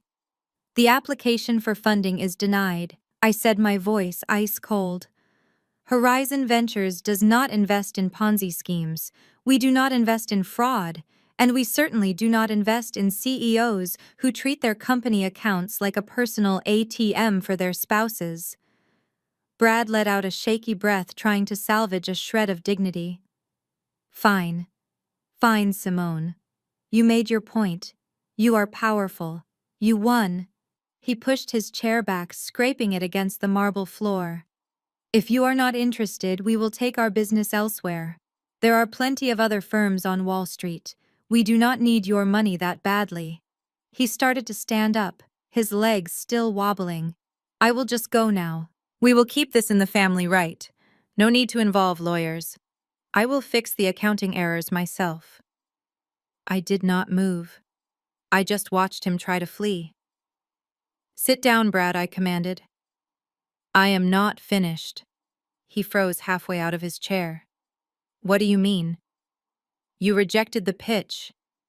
The meeting is over. The meeting regarding the investment is over, I corrected him. But the meeting regarding the governance of Alpha Tech is just beginning. I signaled to Elena, who tapped her tablet. The large screen behind me lit up, displaying a cap table, a pie chart showing the ownership structure of Brad Company. You see, Brad, you made a mistake 3 years ago. When you were desperate for cash to launch your initial prototype, you sold off a bundle of microshares to an anonymous LLC called Nemesis Holdings. You thought it was just some random angel investor throwing away spare change. I pointed to the screen. Nemesis Holdings is me. I own 5% of your company, Brad. It is a small stake. All. Not enough to control the board, but it is enough to give me certain rights. Brad's face crumbled. You have been watching me for 3 years. I have been watching you waste potential for 3 years, I replied. And as a minority shareholder who has reason to believe the CEO is engaged in criminal mismanagement, I am exercising my legal right to demand a full forensic audit of Alpha Tech. Brad's knees gave out, and he collapsed back into the chair. An audit, he whispered. Not just an audit, I continued. A forensic investigation. My team is going to freeze your assets within the hour. We are going to trace every single dollar you spent on Monique bags, every cent you wasted on luxury cars, and every fraudulent invoice you generated. And once we have the complete picture, I am going to sue you for breach of fiduciary duty. By the time I am done, you won't just be bankrupt, you will be unhireable. Brad stared at me, tears finally spilling over his eyelids. Simone, please, we are family. We are. You cannot do this. Monique will go to jail. I stood up, smoothing my suit jacket. You should have thought about that before you stole from your investors. And as for family, I suggest you call a good lawyer. Because in this boardroom, you are not my brother-in-law. You are just a liability I am about to liquidate. While Brad was watching his life disintegrate in a high-rise boardroom 45 floors above the city, Monique was busy constructing her own version of reality in the suburbs. She sat in the corner of her living room, which she had converted into a studio. 3 ring lights were positioned to erase the bags under her eyes, and a filter was applied to smooth out her skin. She was holding up the counterfeit designer handbag she had flaunted at the party, beaming into her phone camera for her weekly live stream on manifesting abundance. Hey guys! Welcome back to the channel! She chirped, her voice an octave higher than normal. Today, we are talking about the law of attraction. You have to dress for the life you want, not the life you have. Look at this bag. I visualized it and the universe delivered. You just have to believe you are worthy of luxury. She paused to read the comments, ignoring the ones asking about her credit card debt and focusing only on the heart emojis. Suddenly the live stream froze. A gray banner dropped down from the top of her screen, blocking her view of her own face. It was not a notification from Instagram, it was a priority alert from her banking app. Urgent notice. Account ending in 4492 has been frozen by court order. Current balance negative.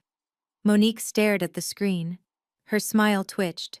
She tapped the banner, trying to swipe it away, thinking it was a spam message or a glitch. But the notification would not move.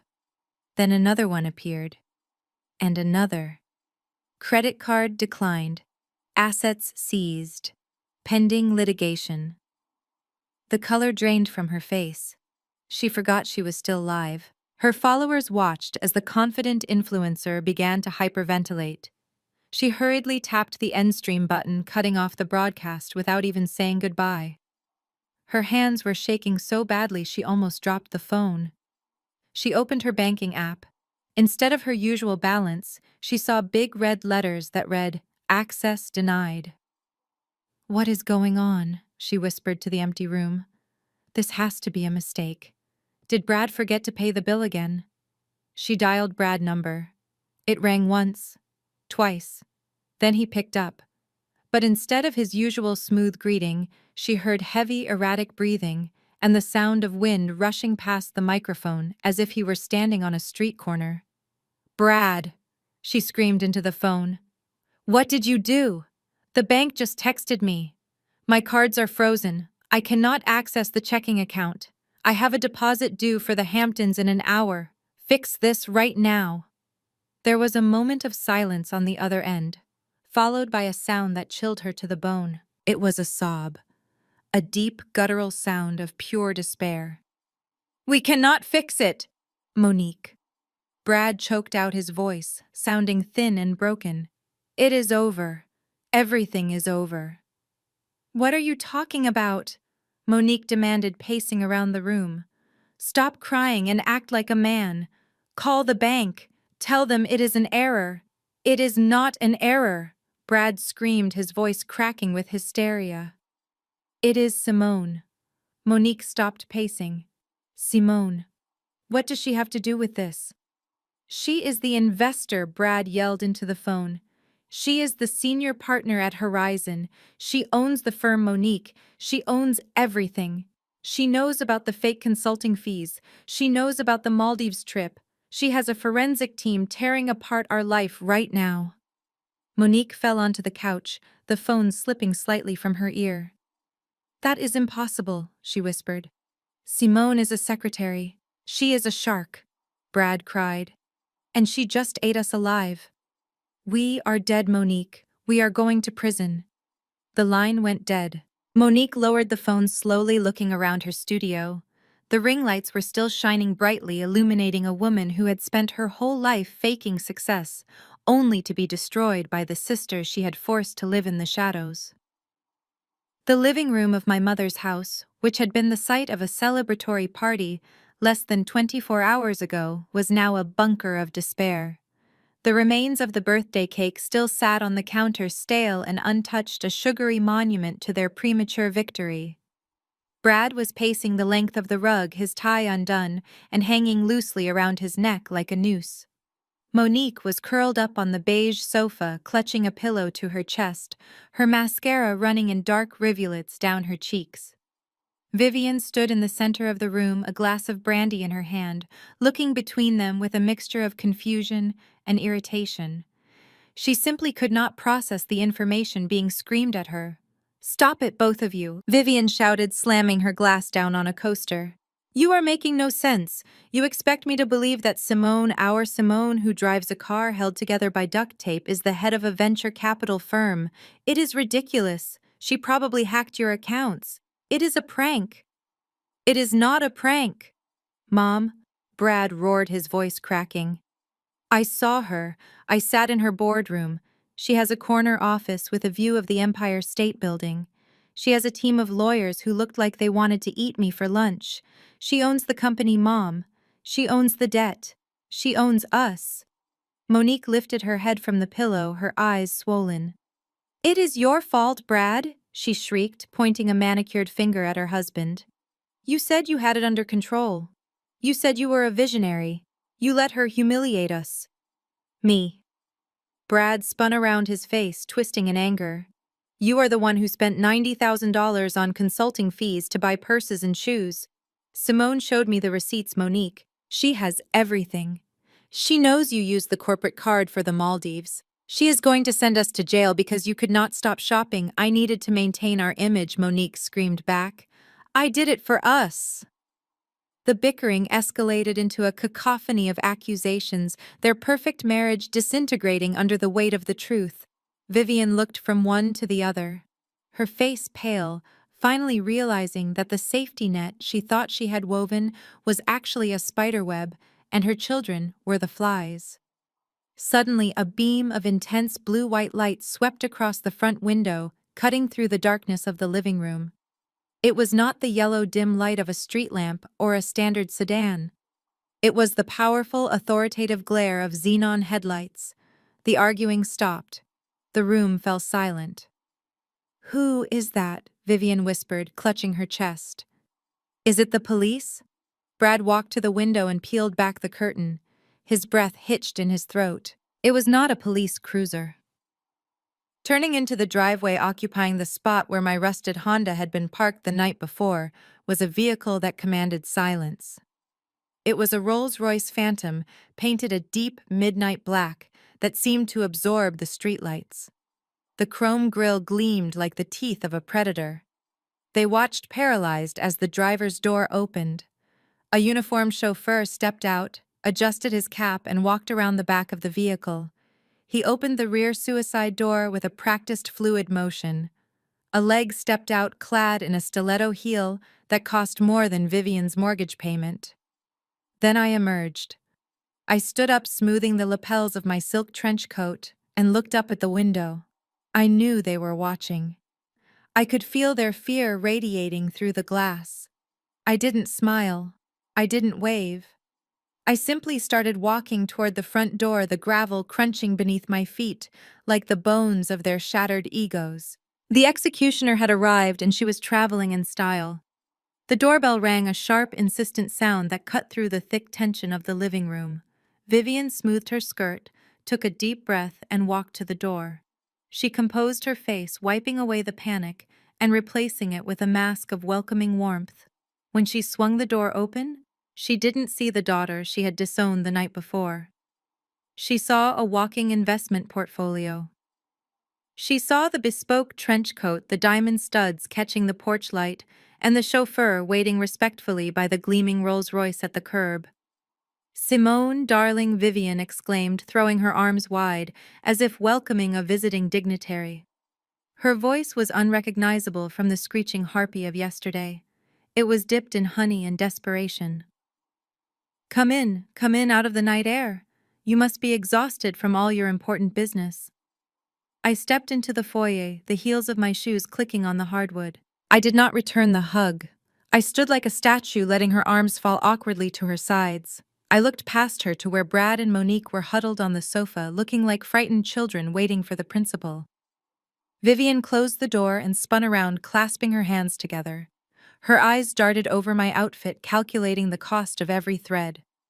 I knew it, she breathed, shaking her head with feigned admiration. I knew you had it in you. Did you really think I didn't see your potential? She reached out and patted my arm, a gesture so intimate and fake it made my skin crawl. All those years, Simone, when I was hard on you, when I told you that you were nothing compared to Monique, when I made you sleep in the basement, do you think I did that because I was mean? No, sweetheart, it was a strategy. She laughed, a nervous, tinkling sound. I was building your character. I knew you needed resistance to grow. If I had coddled you like I coddled Monique, you never would have fought so hard to become this. She gestured grandly at my expensive attire. I was the wind beneath your wings, Simone. I had to play the villain so you could become the hero. You should be thanking me, really. It was my tough love that made you a CEO. I stared at her, marveling at the sheer acrobatics of her narcissism. She had rewritten history in 10 seconds flat. The abuse wasn't abuse anymore. It was a masterclass in motivation. Vivian didn't wait for a response.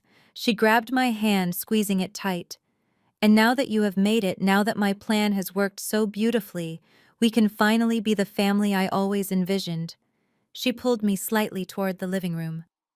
Look at your sister. Look at poor Brad. They are just children, Simone. They tried to fly and they fell. But you are the eagle now. She lowered her voice to a conspiratorial whisper. Monique made a few silly mistakes with the numbers. She is not sharp like us. But you can fix it. You have the power. Just make a call, darling. Unfreeze the accounts. Write off the debt. You have millions. What is 50,000 to you? It is pocket change. Do this for your mother. Prove to me that you are the big person I raised you to be. Help your sister. I looked down at my mother's hand resting on the sleeve of my silk trench coat. It felt heavy, like a shackle I had worn for too long. Her words about tough love and strategy hung in the air, a poisonous mist designed to obscure decades of neglect. She was smiling, that desperate winning smile, the one she used on creditors and neighbors, waiting for me to melt, to open my purse, to be the good little daughter she could use one last time. I did not smile back. I gently but firmly removed her hand from my arm, as if I were peeling off a leech. I reached into the inner pocket of my coat. Vivian's eyes lit up, expecting a checkbook. Instead, I pulled out a folded, slightly yellowed piece of paper. I unfolded it with deliberate precision and held it up to her face. Do you recognize this, Mom? I asked, my voice devoid of the warmth she was desperately trying to manufacture. Vivian squinted at the document. It was a photocopy of a bank transfer record dated 10 years ago. Her brow furrowed as she tried to decipher the numbers. This is the transaction record from the day my university scholarship funds were deposited. I explained, my tone clinical. $20,000. It was supposed to cover my tuition, my books, my dorm. It was my ticket out of this house. Do you remember what you told me that week? You told me the university had made a clerical error. You told me the scholarship was rescinded. You watched me cry in my room for 3 days. You watched me take a night shift at the diner to pay for community college classes. I took a step closer, forcing her to look at the destination account number on the paper. But the money was not rescinded, was it? It was transferred into your personal savings account. And 3 days later, coincidentally, the exact same week, Monique drove home in a brand new convertible for her sweet 16. I looked over at Monique, who was staring at us with her mouth open. She had driven that car for years, never knowing it was fueled by my stolen education. I did not buy Monique a car because I was jealous, Mom. I continued, my voice rising slightly with the weight of the memory. I worked double shifts until my feet bled because you stole from me. You committed fraud against your own daughter to buy a status symbol for your favorite. Vivian's face flushed a deep, ugly red. She stammered, stepping back. It was a loan, Simone. I intended to pay it back. We just got tight that year. You are bringing up ancient history to hurt me. I let the paper flutter to the floor, landing at her feet like a verdict. I am not trying to hurt you, Mom, I said, cold, hard truth ringing in every syllable. I am correcting the record. You were not strict. You were not teaching me resilience. You were a thief. You stole my future because you did not think I was worth investing in. You tried to bury me under your lies and your favoritism. But you made a fatal calculation. You forgot that I am good with numbers. I calculated the interest on what you took from me. And I took my future back. All of it.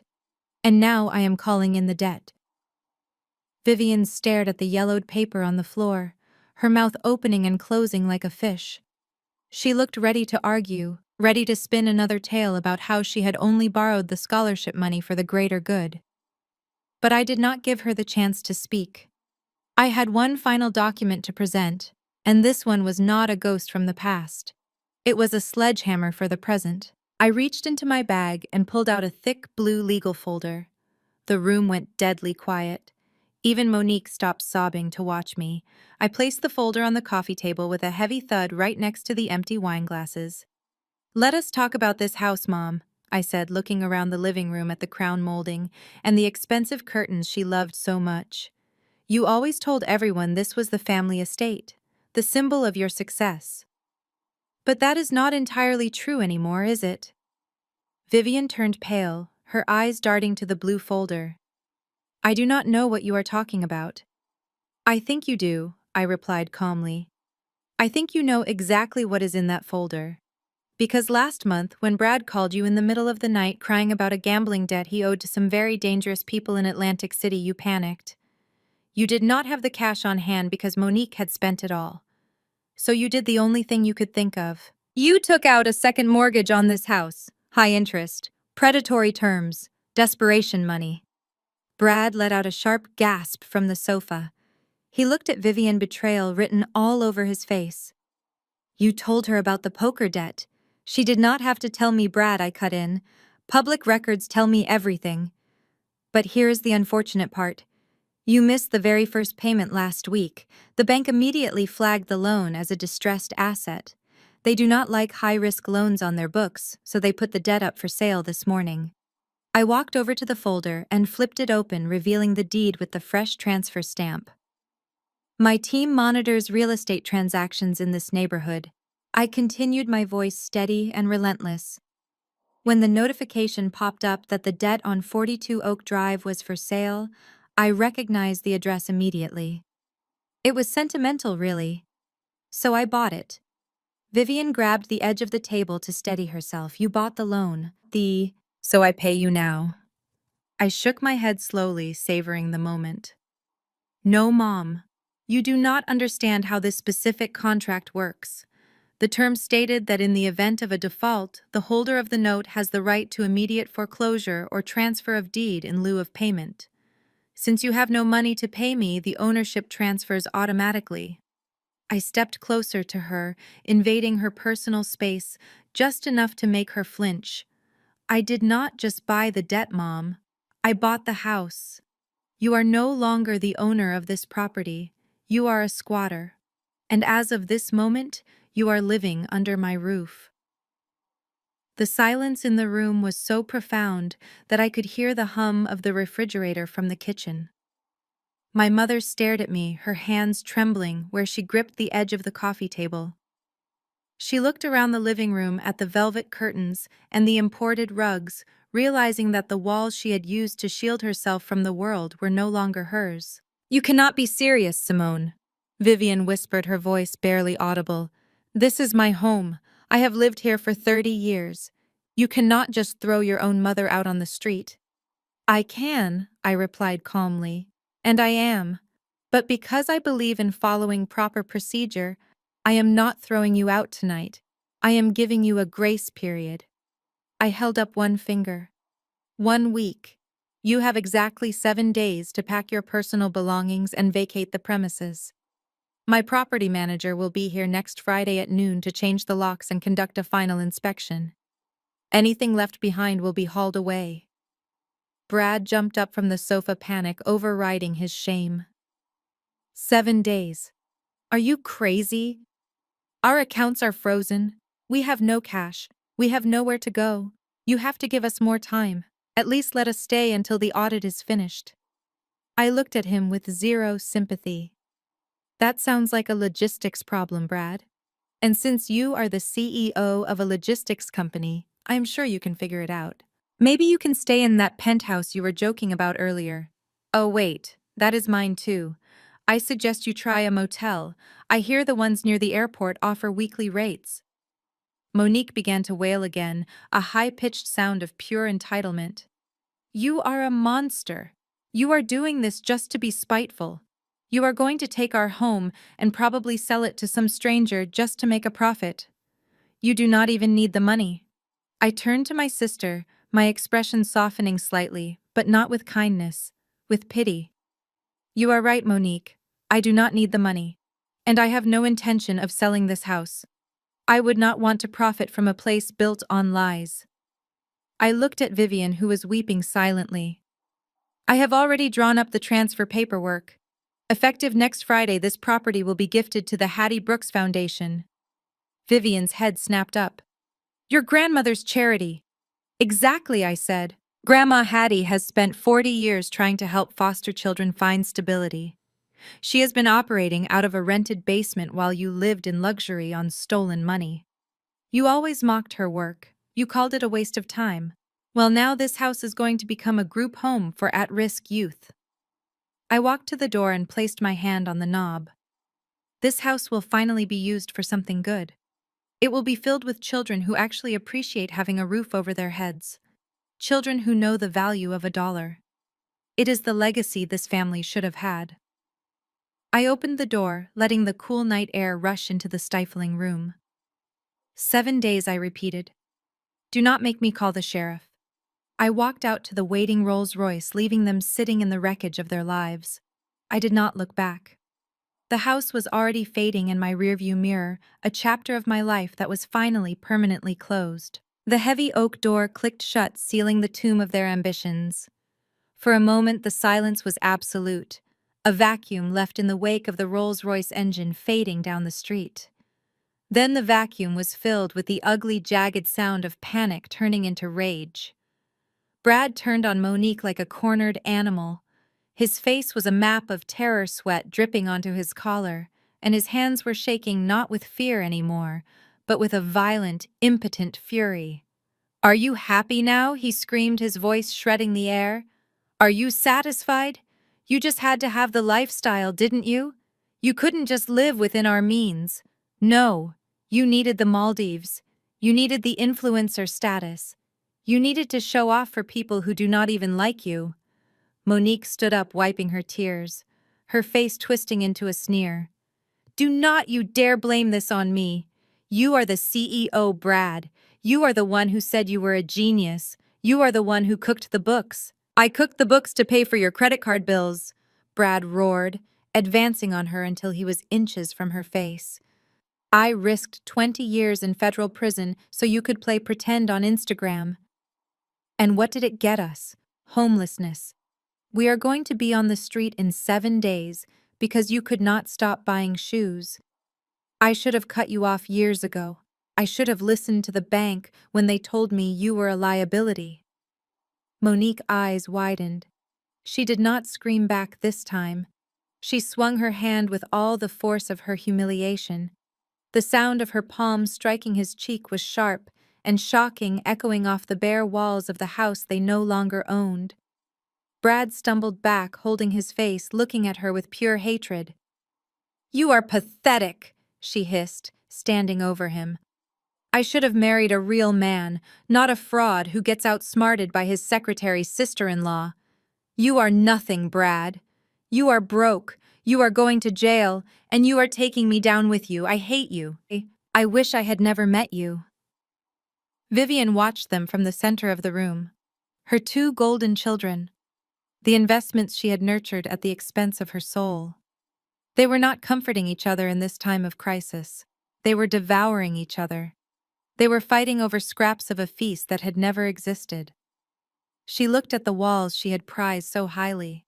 The house was gone. The money was gone. But worse, the illusion was gone. She sank to the floor, her knees hitting the expensive Persian rug she would have to leave behind. The strength that had held her up for decades simply evaporated. She did not cry. She just stared blankly at the fighting couple. She had sacrificed her relationship with the only child who actually had talent and integrity to raise two parasites who were now trying to kill the host. She had gambled everything on the wrong horse, and now she was left with nothing but the dust. "Stop," she whispered to the empty air, but they did not hear her. They were too busy tearing the family apart dollar by missing dollar, screaming accusations that solved nothing. Vivian closed her eyes, realizing that the poverty she had feared all her life was not just financial, it was emotional, and she was the poorest woman in the world. I did not tell the driver to move. I stood by the open door of the Rolls-Royce looking back at the house. Inside, the screaming continued, a muffled cacophony of accusations that sounded like a distant thunderstorm. I was not waiting for an apology. I knew that was never coming. I was waiting for the only person in that building who deserved a seat in my future. The front door opened again, but this time it was not slammed in anger. It was pushed open with a steady, determined hand. Grandma Hattie stepped onto the porch. She was wearing her Sunday coat and she was pulling a small, battered suitcase behind her. It was the same suitcase she had used to move in 10 years ago when Vivian had grudgingly agreed to let her stay in the guest room. She looked small against the backdrop of the looming house, but her posture was as regal as ever. I walked back up the driveway, my heels silent on the pavement this time. I reached for the handle of her suitcase, but she waved me off with a smile, shifting her grip. "I got it, baby," she said, her voice clear and strong. "I might be 80, but I can still carry my own load, unlike some people in there." She jerked her thumb back toward the door where the sounds of breaking glass had just joined the shouting match. I looked at the suitcase and then at her. "You are packed. How did you know?" Hattie chuckled, eyes twinkling under the porch light. "Simone, I have been watching you since you were in diapers. I saw you reading those financial textbooks when you were 12. I saw the light under your door at 3 in the morning when you were building that company. I knew it was only a matter of time before you dropped the hammer on this house. I just wanted to make sure I had clean underwear packed when you did." She walked past me toward the car, stopping to pat my cheek with a hand that felt like dry paper, but held the warmth of 1,000 suns. "You did good, child," she whispered. "You stood tall. I am proud of you." The knot in my chest, the one that had been tightening for 20 years, finally came loose. I felt a rush of air enter my lungs that tasted sweeter than any champagne. "Thank you, Grandma," I said, my voice thick with emotion. She looked at the Rolls-Royce and nodded approvingly at the chauffeur, who was holding the door open for her. "Now that is a proper ride. Much better than that noisy thing Brad drives." She handed her bag to the driver and settled into the plush leather seat, sighing as she sank into the luxury. She looked out the window at the house one last time, her expression unreadable. "Are you going to miss it?" I asked, sliding in beside her. Hattie shook her head, turning her back on the chaos. "Not for 1 second. I am tired of this circus, Simone. The clowns are too loud and the popcorn is stale. Take me home." I nodded to the driver. "Home," I said. As the car glided away, the house shrank in the distance until it was just a speck of light in the darkness. I rested my head on Hattie's shoulder, listening to the hum of the engine and the steady beat of my own heart. For the first time in my life, I was not running away from something. I was moving forward. The war was over, and we had won. The air at 45 stories up was different. It was crisp and clean, detached from the grit and the noise of the streets below. I stood on the limestone terrace of my penthouse leaning against the railing and looking out over the sprawling darkness of Central Park.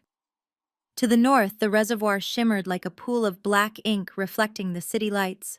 To the south, the skyline rose up in a jagged wall of steel and glass, a testament to ambition and power. It was a view I had paid for with years of silence and strategy, and tonight it finally felt like it belonged to me. Behind me, I heard the soft clinking of china. Grandma Hattie was sitting on one of the plush outdoor sofas wrapped in a cashmere throw I had bought her. She looked small against the backdrop of the skyscrapers, but her spirit filled the space. She was sipping peppermint tea, looking around the terrace with a satisfied smile. She did not look impressed by the wealth. She looked relieved by the peace. "It is quiet up here," she observed, her voice barely rising above the wind. "You cannot hear the sirens. You cannot hear the neighbors fighting. You can just hear the city breathing." I turned from the railing and walked over to the low glass table where a bottle of vintage Bordeaux was breathing. "It is the only place I can think, Grandma." I poured a glass, the deep red liquid swirling against the crystal. The last 24 hours felt like a fever dream. The confrontation, the tears, the screaming matches in the house that was no longer ours. It all felt miles away now, trapped in a past I had just severed. I felt a lightness in my chest that was almost dizzying. For the first time in my life, I was not plotting. I was not waiting for the other shoe to drop. The shoe had dropped, and I was the one wearing it.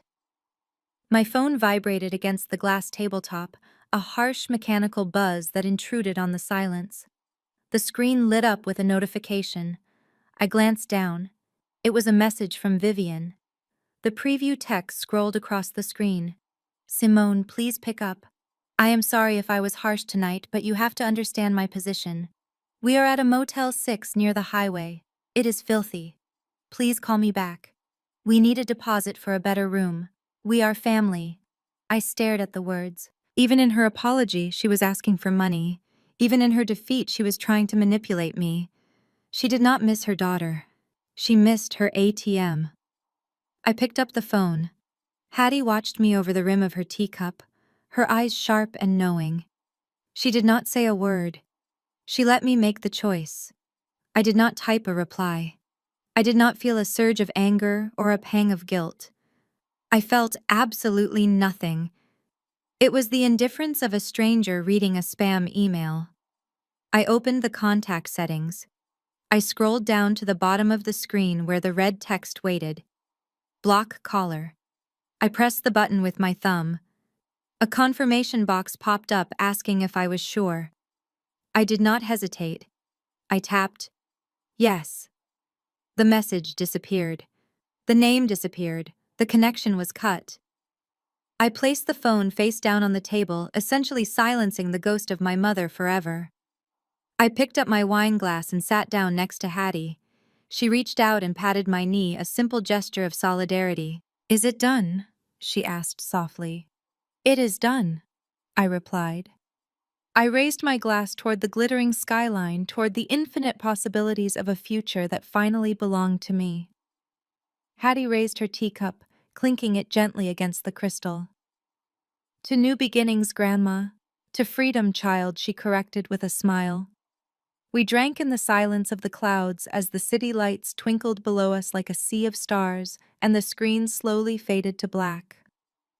The most profound lesson from Simone's story is that true success is quiet, while failure is often loud. Brad and Monique spent their lives curating a desperate facade of wealth to hide their bankruptcy, proving that looking rich is vastly different from being rich. They underestimated Simone because she chose modesty over vanity, teaching us that we should never judge a person's capability by their appearance.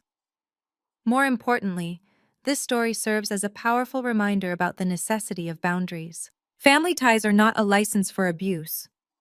Simone's decision to evict her family and block her mother wasn't an act of cruelty. It was an act of radical self-preservation. It teaches us that you cannot save people who are determined to drag you down, and sometimes the only way to heal is to cut the cord. Simone proved that your mental peace and financial security are worth more than the approval of toxic people. Success is the best revenge, but silence is the ultimate closure. What would you have done in Simone's shoes?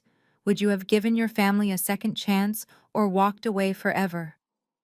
Let us know in the comments below, and don't forget to subscribe for more satisfying stories of justice served.